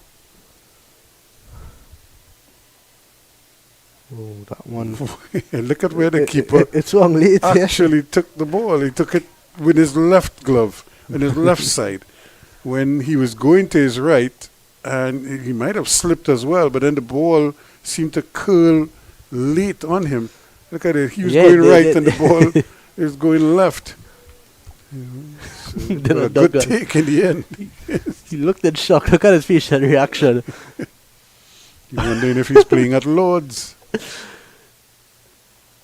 Oh, missed time there, but the fielder was slow to it and they get a single. I think the Windward Islands need to realize that they're not out of this game just yet. A couple of quick wickets could change things. And I think that they're a bit flat on the field. They're not looking very confident at the moment. Yeah, when they picked up those 2 wickets, they were all gung ho. Everybody was G'd up and raring to go. Now they just seem, like you say, a little flat, and maybe a little deflated with those 2 drop chances. Ooh, down the leg side, a wide ball signal by umpire Lyndon Rajkumar, the man from Trinidad and Tobago. Spreading his wings. Gaston a bit all over the shop, I think, if there's one complaint in this over. But I think he's trying to work that leg stump plan to Craig Brathwaite and use his strength against him. And of course the challenge is, remember, he's starting from the top end now. So he's probably adjusting to this side of the field.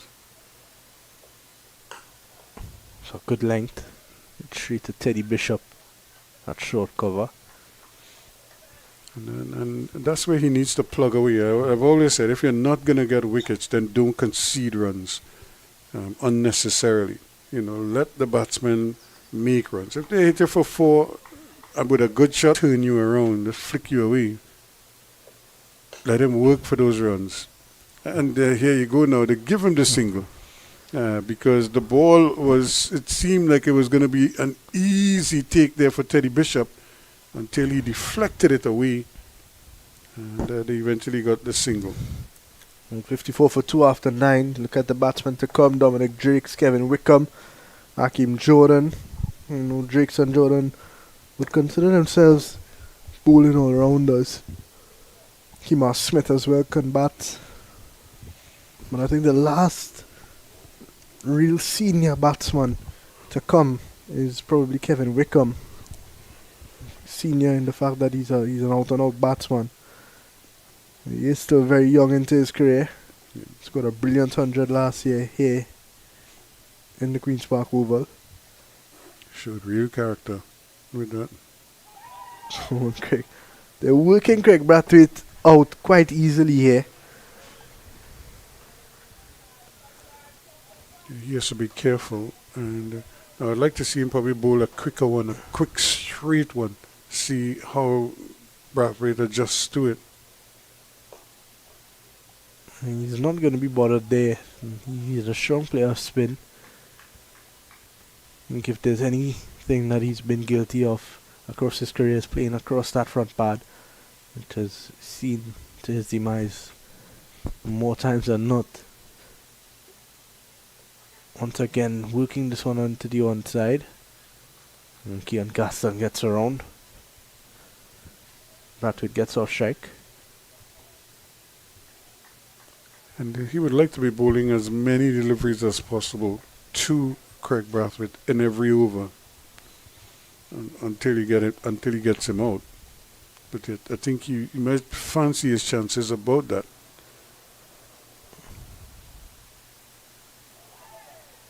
Big play and a miss there. That could so easily have touched the edge on the way through.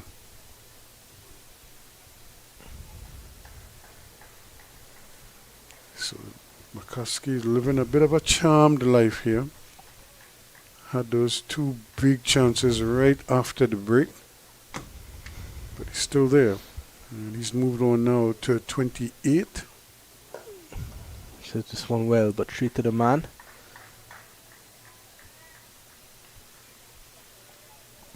Still scoring at a healthy rate though. The partnership is closing in on 50. His partner Brathwaite is on 15 at the non-striker's end. He's had his struggles, but still there. Well, the end of the power play. The Barbados Pride denied that batting point after losing Kyle Myers in the second over. And from then on out, it was just a bit of settling down from Brathwaite and McCuskey. 2 chances for McCuskey in the power play. Fortunately for him, he's still out there. And he's got to make it count with 83 runs required in 40 overs. A walk in the park, it should be. Yep. But we saw how the spinners made things difficult for the Windward Islands. Yeah, Barbados must be thinking we cannot afford to let this one get away, given the weather and how we've seen the weather patterns in recent days. So they must be thinking, let's get this over with quickly. As Gaston working this one into the onside is Brathwaite for a single. So he lives for that. I think that's his scoring area. That's his heat map would show that's where all the runs are coming. Yeah, if we look at this innings, he has 16 runs. Other than a boundary, 12 of them probably came from deflections through the onside, down to fine leg or through square leg. Yeah, he hasn't really hit anything with any real force or power down the ground.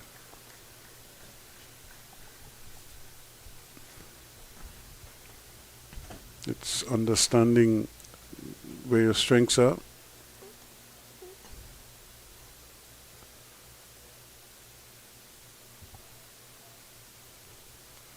Certainly an interesting battle going on here right now, but it won't be much of a battle if the Windwards cannot lift themselves and pick up a couple of wickets quickly here. Barbados will cruise to another victory. They're already leading on the table, and another win here will put them right firmly in the drive final.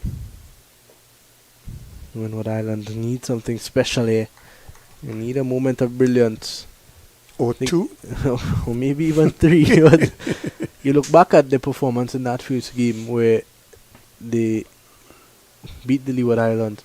It was not a great bowling performance. They conceded 325 runs, and in more times than not, you're going to lose a game if you concede 325. They got that special knock from Douglas and Ned that ended up taking them over the line. But other than that, they need to improve. And I thought Kian Gaston has been good so far. Yeah, that's excellent bowling. He's just getting that ball to hit the seam and move off the seam.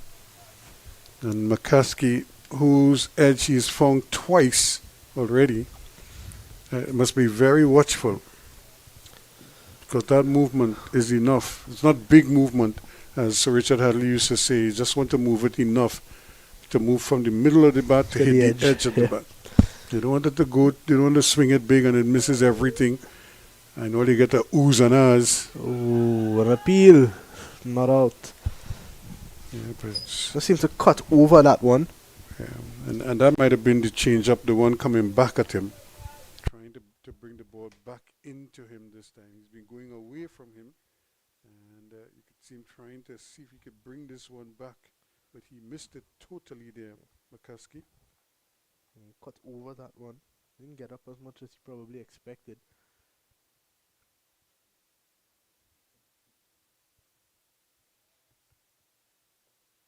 Driving in the air. Yep.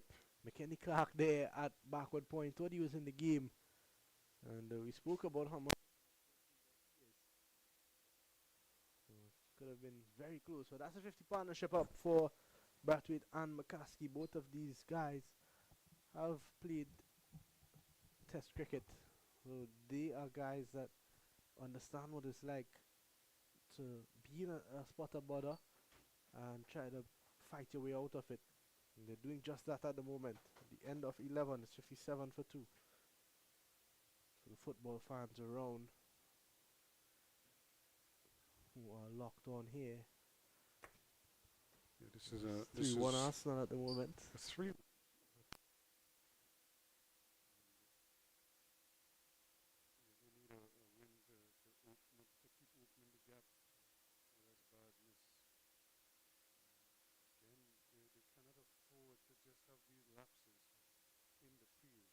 Just going to deflate everybody else.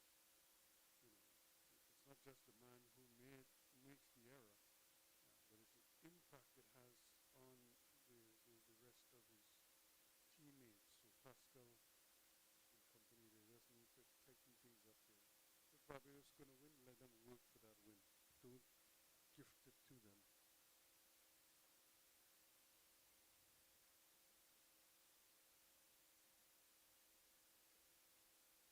Not sure what the hold up is about.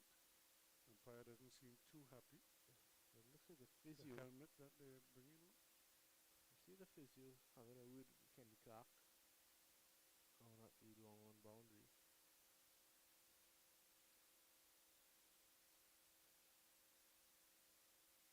But they're bringing on a helmet and a box for Pascal, who's going to go at short leg, and I think that's good with Kirk Bradfield at the crease in the way that he has been batted.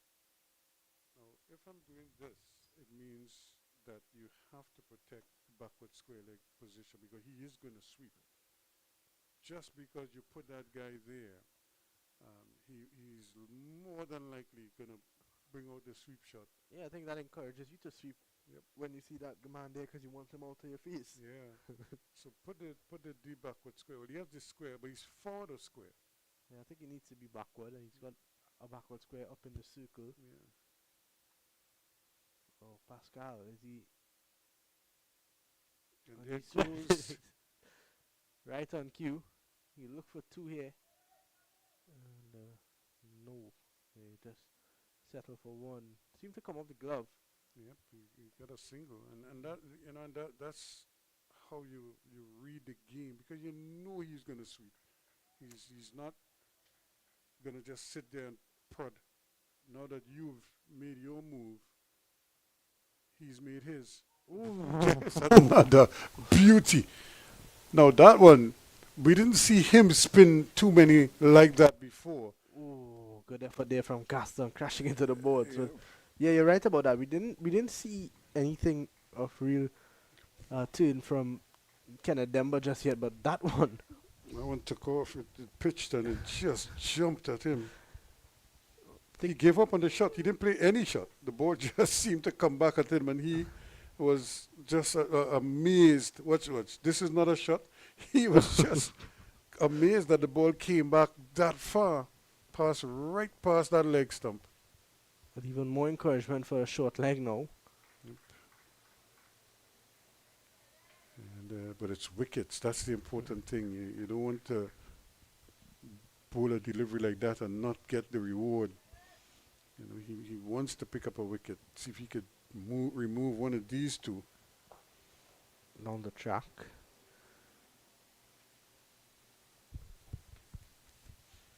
Some encouraging signs there. He's trying to use his feet to try to get to the spinner.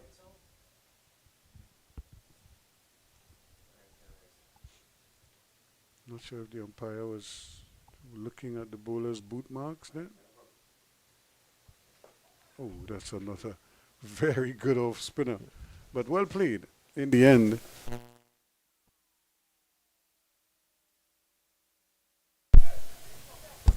Yeah, so he finishes the over and 64 for 2 at the end of 12.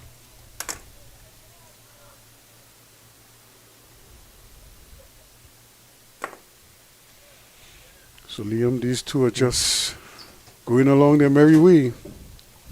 74 now are required.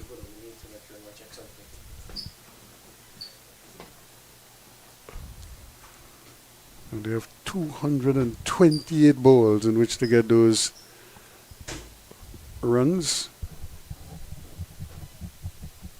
So just 74 required from here. It should be a walk in the park. The next spinner is coming on. And that's always exciting. Yep. So maybe he is the man that might turn this game on its head.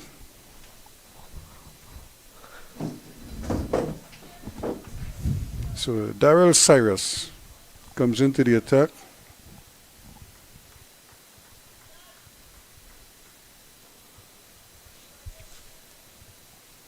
And it's going to be McCaskey first up to take strike. Can he pitch a couple good ones? And this one is carved away. Not well struck, but good enough that they're going to pick up 2 comfortably. And so when the leg spinner comes into the game, it creates a little bit of excitement because you anticipate that something's going to happen. He started similarly to Javi Leacock, who started off with a bit of a long hop. I think he will take Leacock's figures right now, quickly, because Leacock did bowled very well. Straight to the man there. He has the slip. That's what I'm talking about. Just a little extra. He just gave it time to turn, hit the outside edge. Does that give him a chance to bring in the slip or the gully? Second slip or a gully? Something you can't just, play through. You're going to have to make something happen. Yeah, they've got to be a bit innovative here. I think it was good to see the short leg come in because it showed that they're thinking about the game.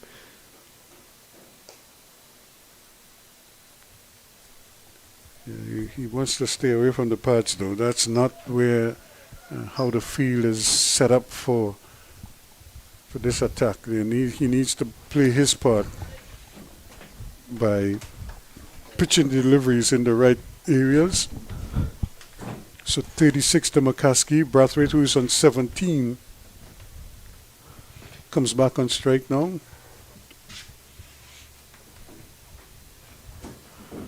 That's better. That's excellent. Yeah. Again, it's the pace or just the lack of pace in the delivery that you just see how he.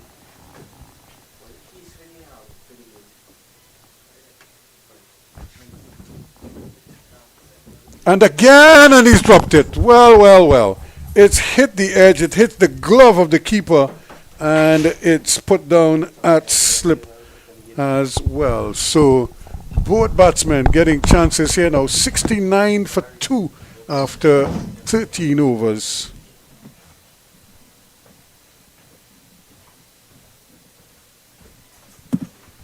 So Craig Brathwaite gets his life on 17.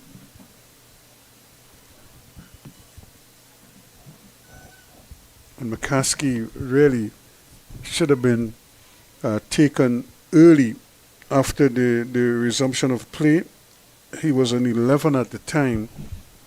And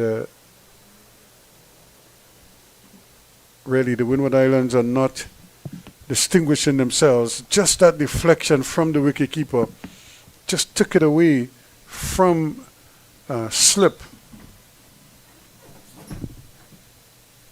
And here we are now. So they need something.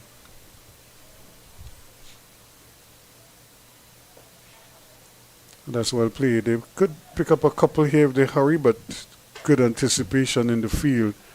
And I say this time and again, a lot of these cricketers are outstanding athletes. And you have to be so careful with them. They cover a lot of ground quickly. And most of them have bullet arms.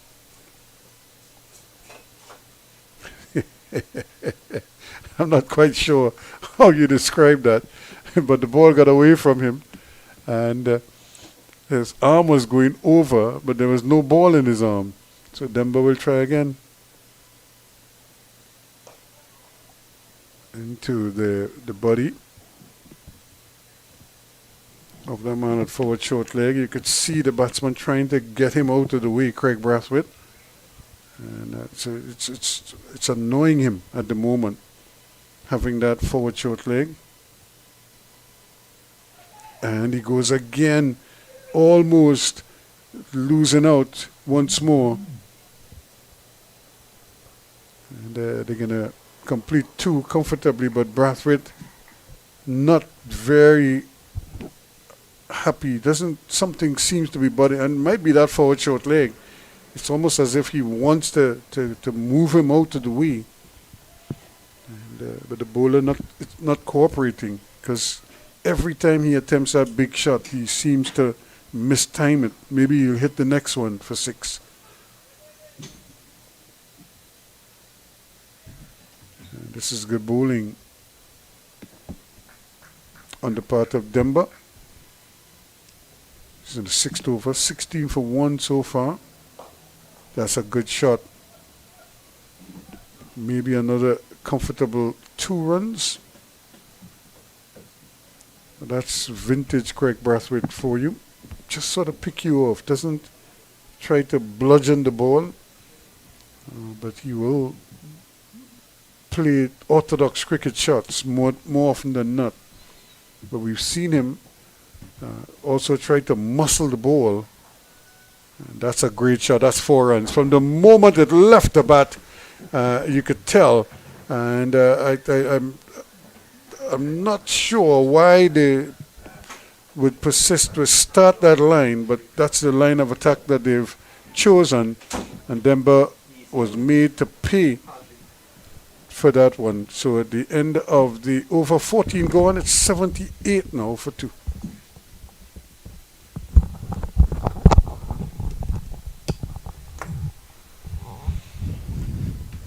So yeah, what a fine shot there. Another sweep shot from Braffett. This time he connected beautifully with it and placed it well. There was no backward square, and that was what the point we were making earlier. If you're going to bowl that line, you have to give yourself protection. Demba put Pascal in the firing line there with that short delivery. Yep. He was onto the back foot there. Cyrus hit the edge early. That was the delivery that spun. Prodigious turn there. And then we had to action at both ends, because then we had a real chance. Oh. And I don't like that delivery there from Cyrus. I'm hoping it's just a loosener, but it was a full and wide delivery. It's not. You're looking for wickets. They can't defend 138 runs. Yeah, you have to attack the stumps here now and try and get the batsmen coming onto the front foot. Maybe encourage them to want to come down the track to you and see if you could just kind of go past the outside edge doing that. Now this is going to be interesting with Craig Brathwaite, because Brathwaite was the one who got dropped when he was on 17. This time just out of reach. That would have been a brilliant catch. He got his hands up there, just the left hand, and tried to pull it down, and but he just couldn't get the grip on it, Jeremiah, and it broke through his hand, past his fingers, and eventually they picked up 2 runs. But Craig Brathwaite again. This is not what you expect from a former West Indies Test captain coming down to the regional level. You want him to dominate. You want to see him bully teams. And I get that it's not part of his play style, but he's been giving away chances as well. He's trying to become a stroke maker, which he was never. It's a good looking shot though. Good use of the wrist to pick the gap. But Descartes does well out there. They just pick up 2. He got in on the full, but he still couldn't put it away. Didn't time it as well, because again the bat seemed to be spinning in his hands, turning the face towards the onside. Ooh. Almost played it to the back to the bowler. He was just trying to paddle it on the onside, and that's what happens because he becomes he's onside dominant as a player.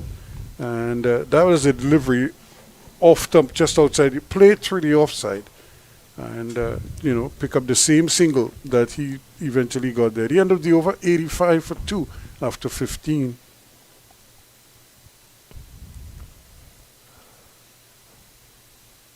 So just 53 runs left to get, and a lot of time to get there, I think.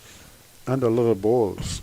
I think even if the rain is to fall, I think they'll get to the 20 overs.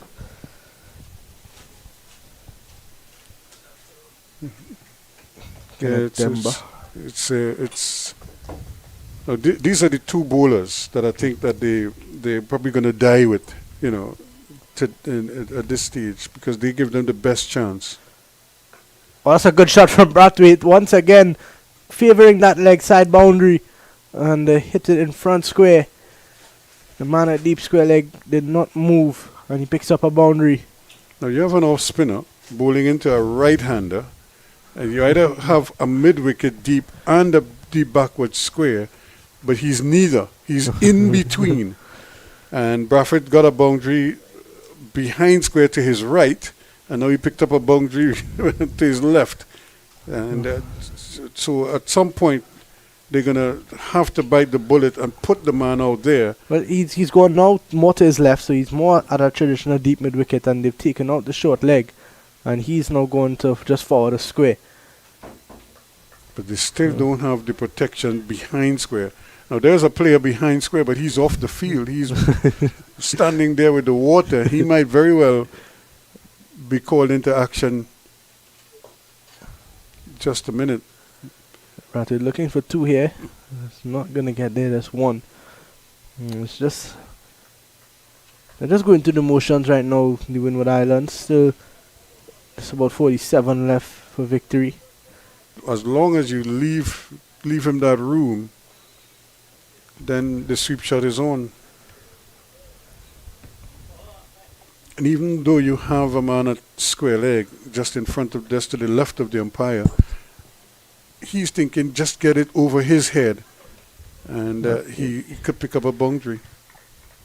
He's on to 35 now.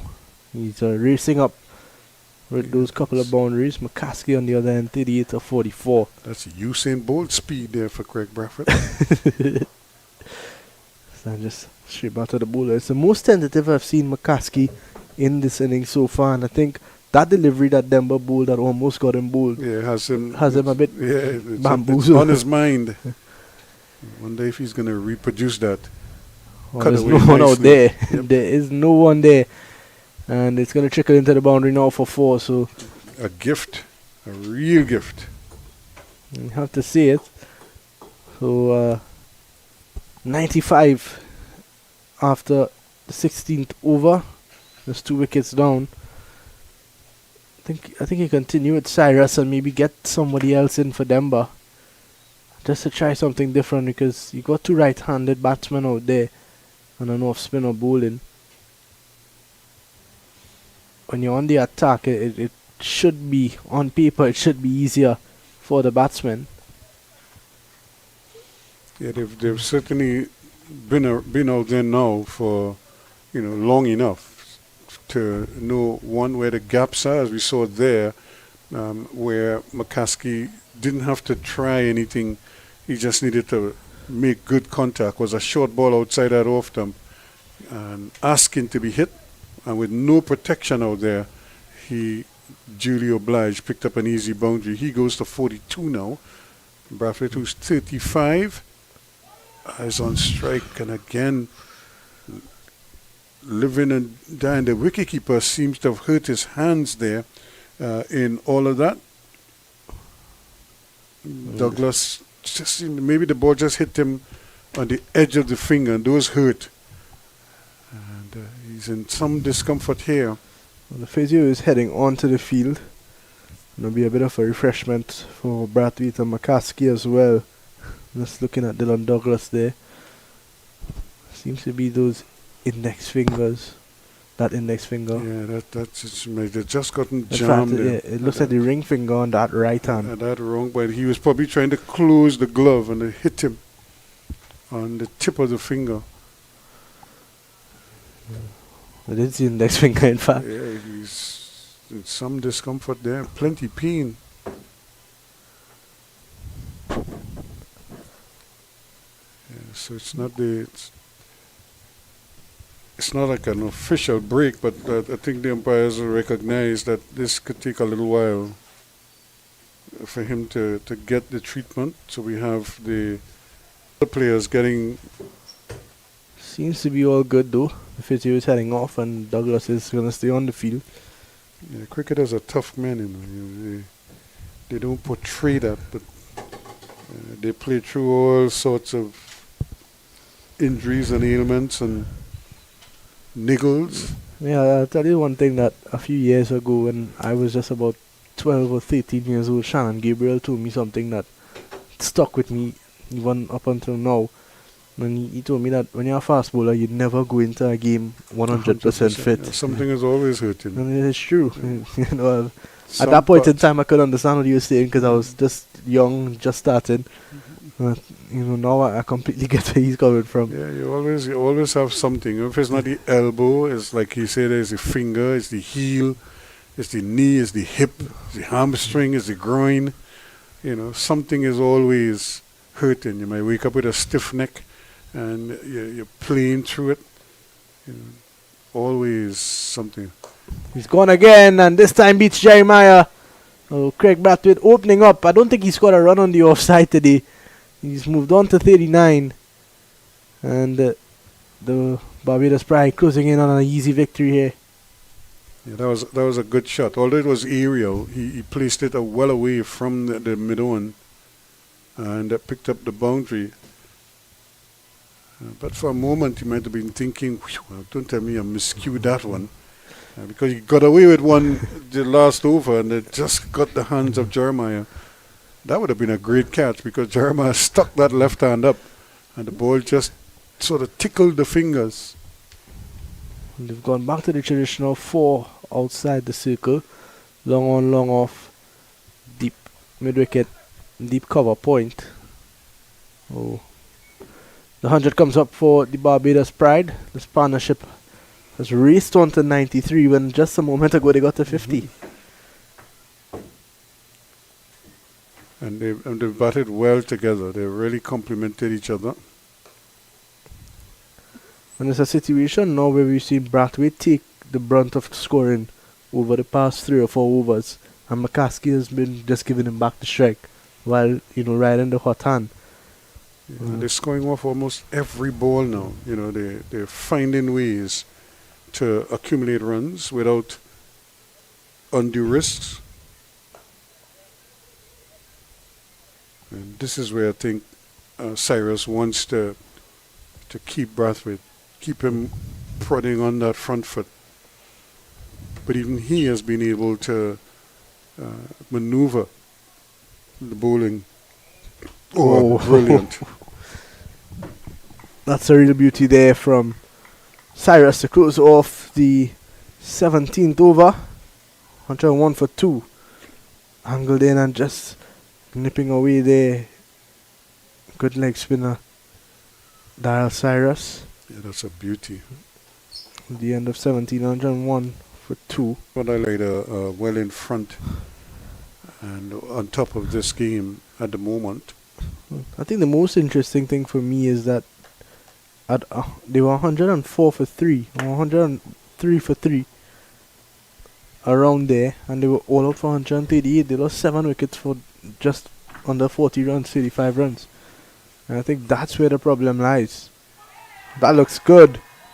And, Well, had a long look at it, and then decided against it.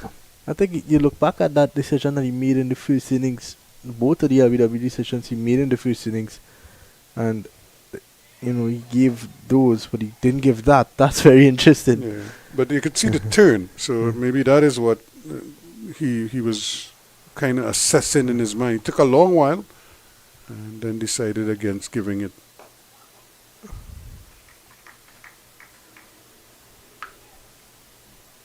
McCaskey, who's lived a bit of a charmed life since the break, and he slowed down significantly. He hasn't really sort of kicked on in this, I almost said second innings, but the second half of the innings, because we had that rain interruption for an hour. I think another thing that the Windward Islands would know that they have to improve on is that since we've come back from the break, they've dropped 4 catches. And when you're defending 138, you can't even drop 1. You need to be sharp in the field. Especially at this level. Yeah, and it's not that the bowlers haven't bowled well. The bowlers have created the chances. They just haven't been taken. And that is the big difference here right now between themselves and the Barbados team. Barbados took all of their chances. They didn't waste any. Yeah, they were sharp in the field.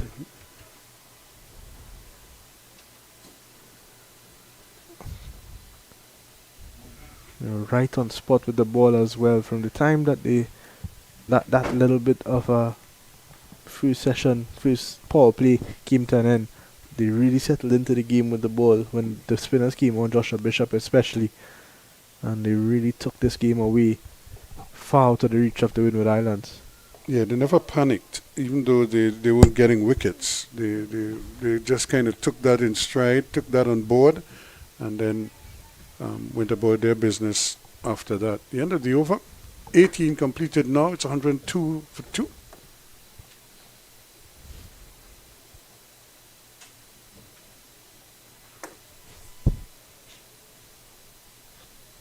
Kenneth Demba, 8 overs now, 1 for 33.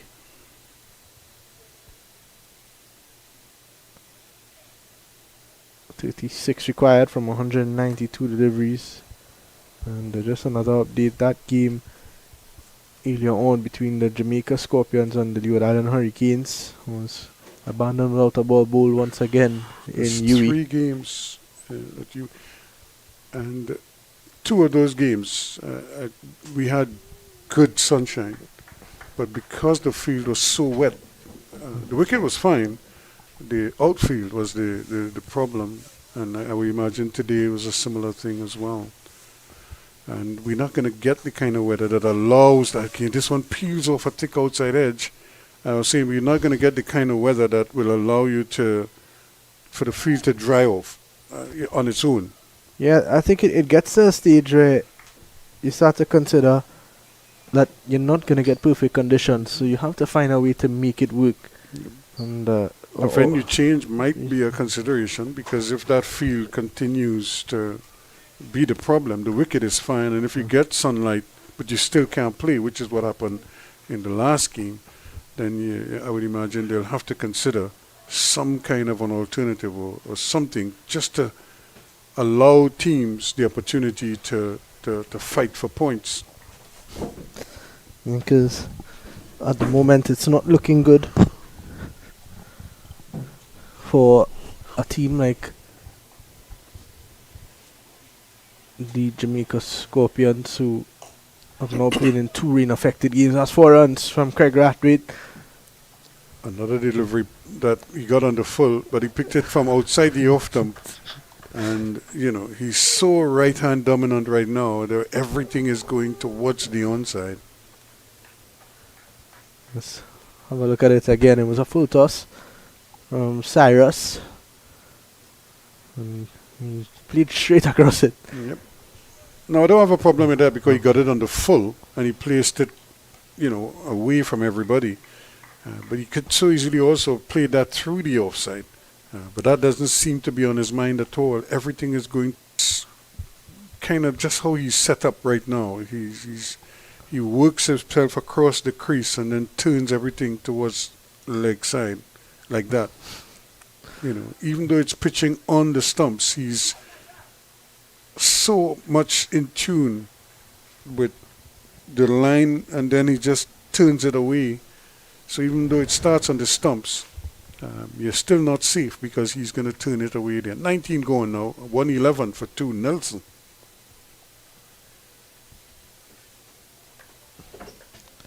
Craig Rathwaite moving on to 46 now. Both of these batsmen just a couple runs away from a half century. 46 to Brathwaite, 47 to McCaskey, who will get to his 51st. McCaskey gets the first opportunity here now.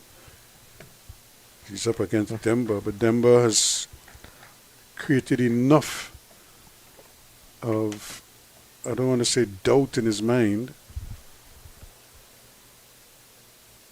but it's given him food for thought. I think one thing that I have to say I'm a bit disappointed in for both teams is on a wicket that's turning and the batsmen are struggling to play spin. I don't think anybody has been using their feet, and I think that's always a good option. It's high in the air. It could be out. It should be a simple catch for Kean Gaston out there at deep mid wicket, and Zachary McCaskey has thrown away his hand here on 47. I think he tried to go a bit straighter there.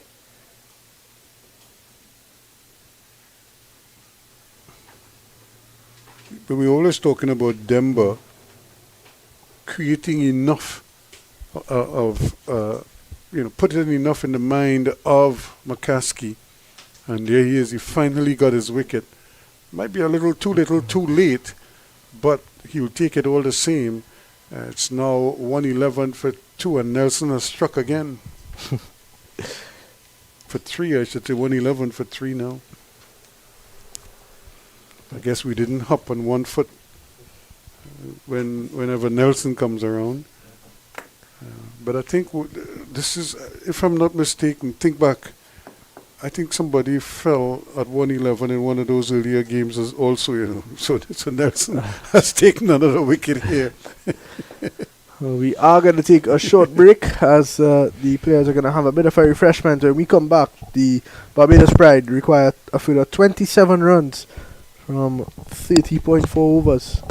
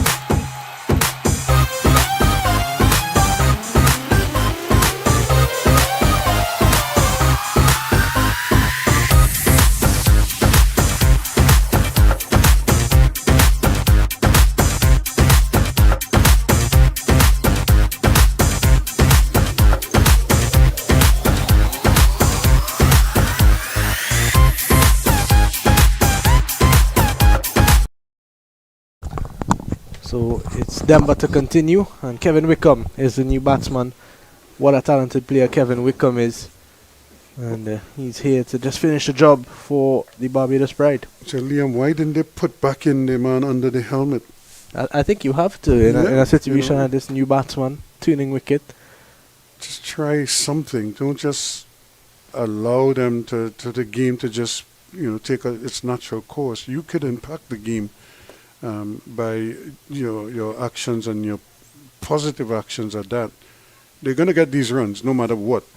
So, try and make life as uncomfortable as possible. And we've already seen Craig Brathwaite, when they had the forward short leg, he just started to swipe at everything because he wanted to, you just seemed he wasn't comfortable. That's another stifled appeal. He just wasn't comfortable. I think this one probably hit him outside the line of the off stump. Yep.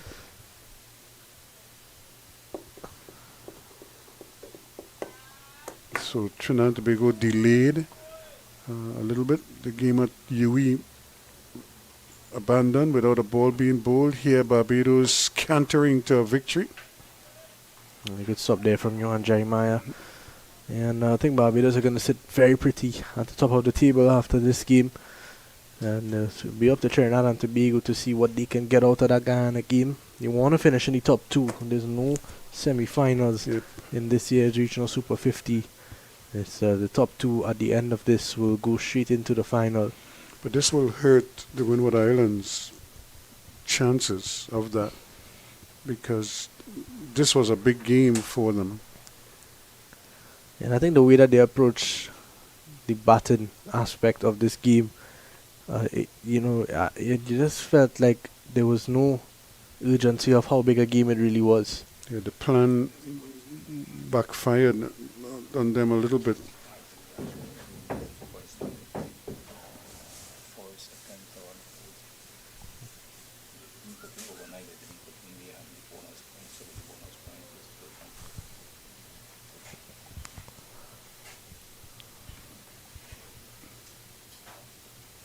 Also, a lovely shot there from Kevin Wickham. And they don't bother running, that's 4 runs.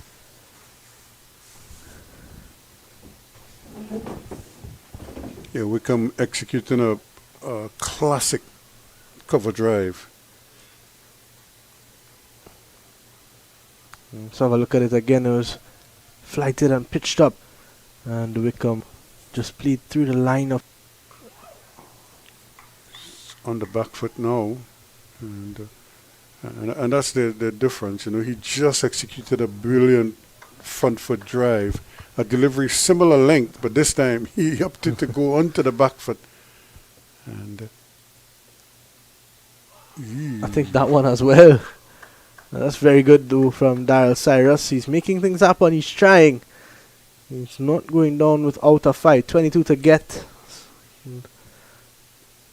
19 and a half overs. yeah, with Barbados firmly in front with 16 points and adding points here today. They would have gotten 2 bonus points with the ball in hand. And a victory with 4 points there, would sit well with them. In their first 10 overs, they didn't get the power play points. That should be another boundary from Kevin Wickham. He picks up 4 more. That's a lovely sweep shot. And they're just edging closer and closer now. You're making it look so easy, Barbados. And we did say that there's talent all the way up and down this team. So they're putting pressure on everybody else. The Windwards now will find themselves, they will be looking at that Trinidad-Guyana game and hoping that they don't fall too far off the pace. That's a good delivery. Again, he is able to produce those real quality balls, but it's not enough. 120 for 3 now after 21. So they're going at just under 6 and over. Yeah, which is comfortable for them, because I think that would have been the set plan coming in. If you go at 6, you're in business, and given the low total or the small target that they were facing, Barbados would have felt very comfortable mounting a run chase here, and that's despite losing those 2 early wickets. Right, we're dragging across this one again. This could be a couple. In fact, they just get 1. Kian Gaston was quick to it. They get to 47 now for Brathwaite. Yeah, but it was almost like a very ugly shot that he just kind of went right across the line of the ball. Played it well, it has to be said. But it's just the whole pickup and execution.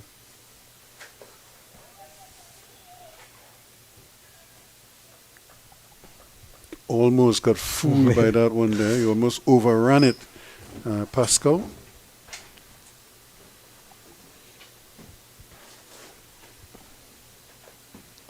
That's better. Demba really wringing his arm here, trying to get as much out of the wicket as he possibly can. The dot ball percentage has also there's bowling points for the guys with the smaller dot ball percentages. I think under 50% of the innings you'll get 2 points. So, we'll just have to wait and see if Barbados have gotten to that. Yeah, they've accumulated runs all the time. Take them. They to- bowled out the team Yeah, so that's inside of that second power play as well. So they've done very well, Barbados. They've accumulated points all around.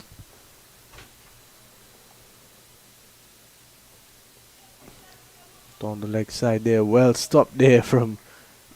Looks like Keon Gaston again.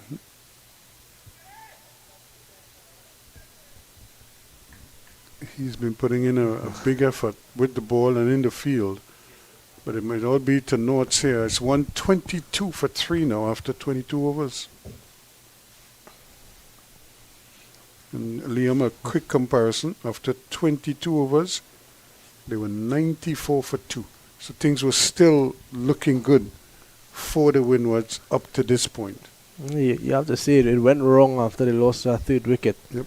And from there was just a slippery slope down the hill. Yeah, the bottom fell out, as they say. And Look for a quick single here. McKenny Clark can't pick up cleanly. And this is good to see. Barbados still trying to squeeze every run. And McKenny Clark having a word or two with his good friend Kevin Wickham. Say, don't think I wouldn't run you out. You know. He ran straight from backward point, picked up the ball at cover and ran straight to the non-strikers end to talk. He's not timed this well. Jeremiah gets in, drops it. And Craig Brathwaite gives up a third chance. Yeah, and it must be concerning. I'm sure the dressing room looking at this, the coaches, and wondering why would he be trying to hit across the line of the ball for almost all of his scoring shots. He could Seem have to hit be that same towards the ball. onside. He could have hit that same ball straight down the ground. That's the and shot. he would have gotten runs. Yep, that's the shot right there. Play the ball on merit, but nothing. It's almost as if he's blocked out the offside of the field, and all he's seeing is the onside. Everything he's deliberately playing it on the onside. He's been riding his luck here now, and again. But at least he's played this one down to long off, and so we'll have to credit him with a shot on the offside. I think the only other one was the edge that went down to third man, the drop catch that went off the glove of the keeper and then off the slip. Wickham. Oh, a good bit of fielding there from Stefan Pascal. And it seems like something fell out there. That's his glasses Yeah. or something maybe. Or Yes, his glasses. Yep. Hope he didn't step on them. Those glasses are very expensive. Craig Brathwaite is on to 49 and he's on strike now. That's a better shot all the time, and he hasn't been playing that at all, but we at least know he could still play it. He didn't get the run for it, but he executed it. 127 for 3 after 23. There's 11 runs to get now. And the former West Indies Test captain is one away. Half century. Let's have a look. So they need just 11 runs from here now, Barbados. And because the quicker bowlers are coming back on, they're going to don the helmets. And the thigh pads as well. Yep. He's picked up 11 or 9 half centuries in List A cricket to go with his 67 first class half centuries.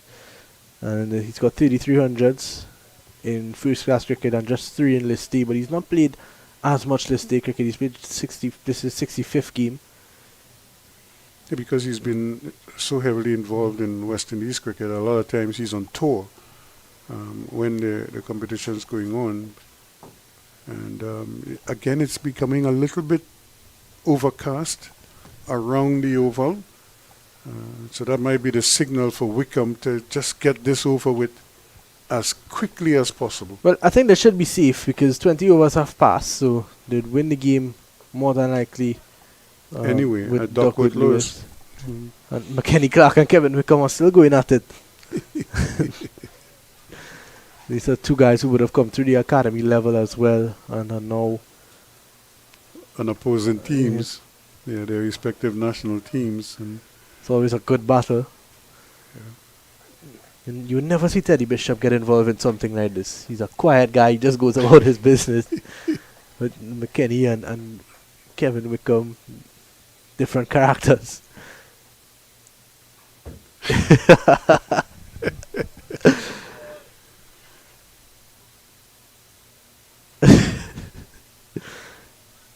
so the umpires just have it. Now, if the umpire doesn't know that they are just clonging around here, he might think that, something sinister is happening. But they are just having fun. He did miss his run. You could see him pull out of the run-up. Never really delivered the ball. But he did throw it down to the wicketkeeper. But Wickham stayed as still as ever. Let's see, this is getting interesting now. McKenny Clark into Wickham. Cut away, straight to the man. And he's still talking. He can't score off him at the moment. Wickham is probably saying, my word, that should have been 4. And, he played it well, but he played it straight to the man at that backward point position. That showed that wideish position there, and could so easily have cashed in with a boundary. You can see McKenny Clark running in, probably the hardest that we've seen him running all day as well. Anybody else, not you. Down the leg side, and they'll get a quick single. And I'm sure they might get a second run if the keeper isn't mindful here. No, it's real. It's what we used to call bush cricket. He was just playing coy, lying on the ground there, daring them. Tend to get Craig Bradley just one away. Yeah, you can see. You can see Wickham talking to the umpire. They're telling him, "Hey, it's all good. There's nothing sinister here." Oh, that's a lovely shot, a flat bat down the ground that's for his 4. Half century. And that is List A half century number 10 for Craig Brathwaite. Mr. Experience, 100 test matches under his belt. And in his 65th List A game, he's come to the party for 4 fours from 61 deliveries for Brathwaite. Remember, we called him Brathwaite for most of his career. And then we were summarily told that it's Brathwaite is the proper pronunciation. Edging! Did he play that intentionally? Doesn't matter. It's 4 all the same. So he races on now to 57. And they're well within reach of ending it all here. And McKenny Clark is still having a go. 136 for 3 now. And remember, there's 137 that the Windwards made, so they just need 2 runs to secure a victory here. It's been expensive. 4.5 overs, 1 for 40, 1 delivery to go, 2 runs to get. And that They'll is get going to one be 1. So Craig Brathwaite is going to have the honor of getting that winning run. So long as the bowler doesn't get a maiden here, but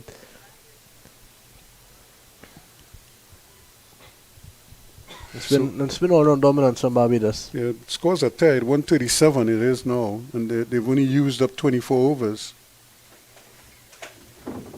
It's very, very similar to the last game where they would have bowled out the Leeward Island Hurricanes for 138, and they won by 7 wickets in the 24th over. So they go into the 25th over, so it's 24 point. Maybe it's a 0.1. Look at those two. They're having their normal discussion. Wickham is probably telling him, you're on the wrong side, son. It's very interesting to see. So Cyrus is going to close things off here. Now, can Cyrus produce one of those Jaffas that he is bowled every so often? He's been able to produce one or two really unplayable deliveries. I think everybody would be unhappy if he does that at this stage. And they go for the single, they're going to get it. That's the run. Good football skills, though, but not good enough. And that will secure them the victory here. Craig Brathwaite will remain not out on 60. 59. On 59. And 14 it is to Wickham. So congratulations to Barbados. They've secured yet another victory here. And comfortable. 7 wickets. Yeah, definitely. It's been a walk in the park really for them. From the time they picked up that first wicket, the Windward Islands, were not able to get into a groove. And just a quick recap of the game. Johan Jeremiah, he was out from Kalmeas, caught Kemar Smith for 26 of 34. Pascal caught Wickham Bull Smith 22 of 27. Teddy Bishop, LBW Smith for 28 of 54. Ambrose caught Myers Bull Leacock for 20. And Shadrach Descartes was stumped Boucher Bull Smith for 21. That's something to know. The top 5 batsmen got into the 20s. Yeah, they all got starts. And they weren't able to carry on. Darren Ned, a questionable LBW decision, saw his demise for 4. Dylan Douglas was bowled Drakes for 2. Gaston not out on 2. McKenny Clark caught and bowled Bishop without scoring. Demba bowled Smith for 1. And Darrell Cyrus was caught Wickham bowled Javed Leacock for 1 as well. And the bowlers, Jordan 2 overs, none for 11. He was underused today. Didn't really need too much of him. Kemar Smith, 10 overs, 1 maiden, 5 for 25. I think he should be the contender, the main contender for man of the match. Dominic Drakes, 5 overs, 1 for 32. Myers, 5 overs, 1 for 12. Bishop, a brilliant spell that probably didn't see as much wickets as he would have liked. 10 overs, 1 maiden, 1 for 30. And young leg spinner Javed Leacock, 5.2. No maidens, 22 runs, 2 wickets. He bowled very well and could easily have had a couple more wickets on the day, but you take nothing away from Kemar Smith with his 5 for 25 and certainly a splendid display of off-spin bowling. You don't see that too often where the off-spinners take center stage. We tend to see the left-arm orthodox spinners or the wrist spinners get most of the credit. And then, of course, when the Windward Islands took to the field, Barbados needed 138. They duly got there, but not without an early setback when they lost Boucher for 6 and Myers without scoring with only 7 runs on the board. But then a good partnership between McCaskey and Brathwaite saw them comfortably get into the ascendancy. They had a long delay, an hour, because of the rain. We had a break for an hour, and but those two never faltered. Although right after the break, things happened. McCaskey got dropped twice in quick success. In fact, in consecutive deliveries, he could so easily have been dismissed. And then Brathwaite also got dropped at slip. Well, it came off the glove of the keeper. The first slip also couldn't hold on to it, and they survived. But then McCaskey went on, and eventually he was out for 47. But Brathwaite remained 59 not out. Wickham joined him. He was 14 not out. Barbados cruising 138 for the loss of 2 wickets. Victory by 7 wickets. Yeah, we spoke about how important it would be for Craig Brathwaite to get himself set and get a partnership with McCaskey, because if they lost 2 or 3 quick wickets again, it could have been a very tight game. And Craig Brathwaite doing what he does, he spent time at the crease, not in the way that he would have liked. He was dropped 3 times, McCaskey was dropped twice, and I think for the Windward Islands, they would have to go back to the drawing board and realize where they've gone wrong. I think they've lost wickets in clusters, and they did not take their chances. So looking back at it, they have a lot of work to do. They've been handed their first loss of the competition. The Barbados Pride sit pretty at the top at the moment after picking up their second win along with a no result.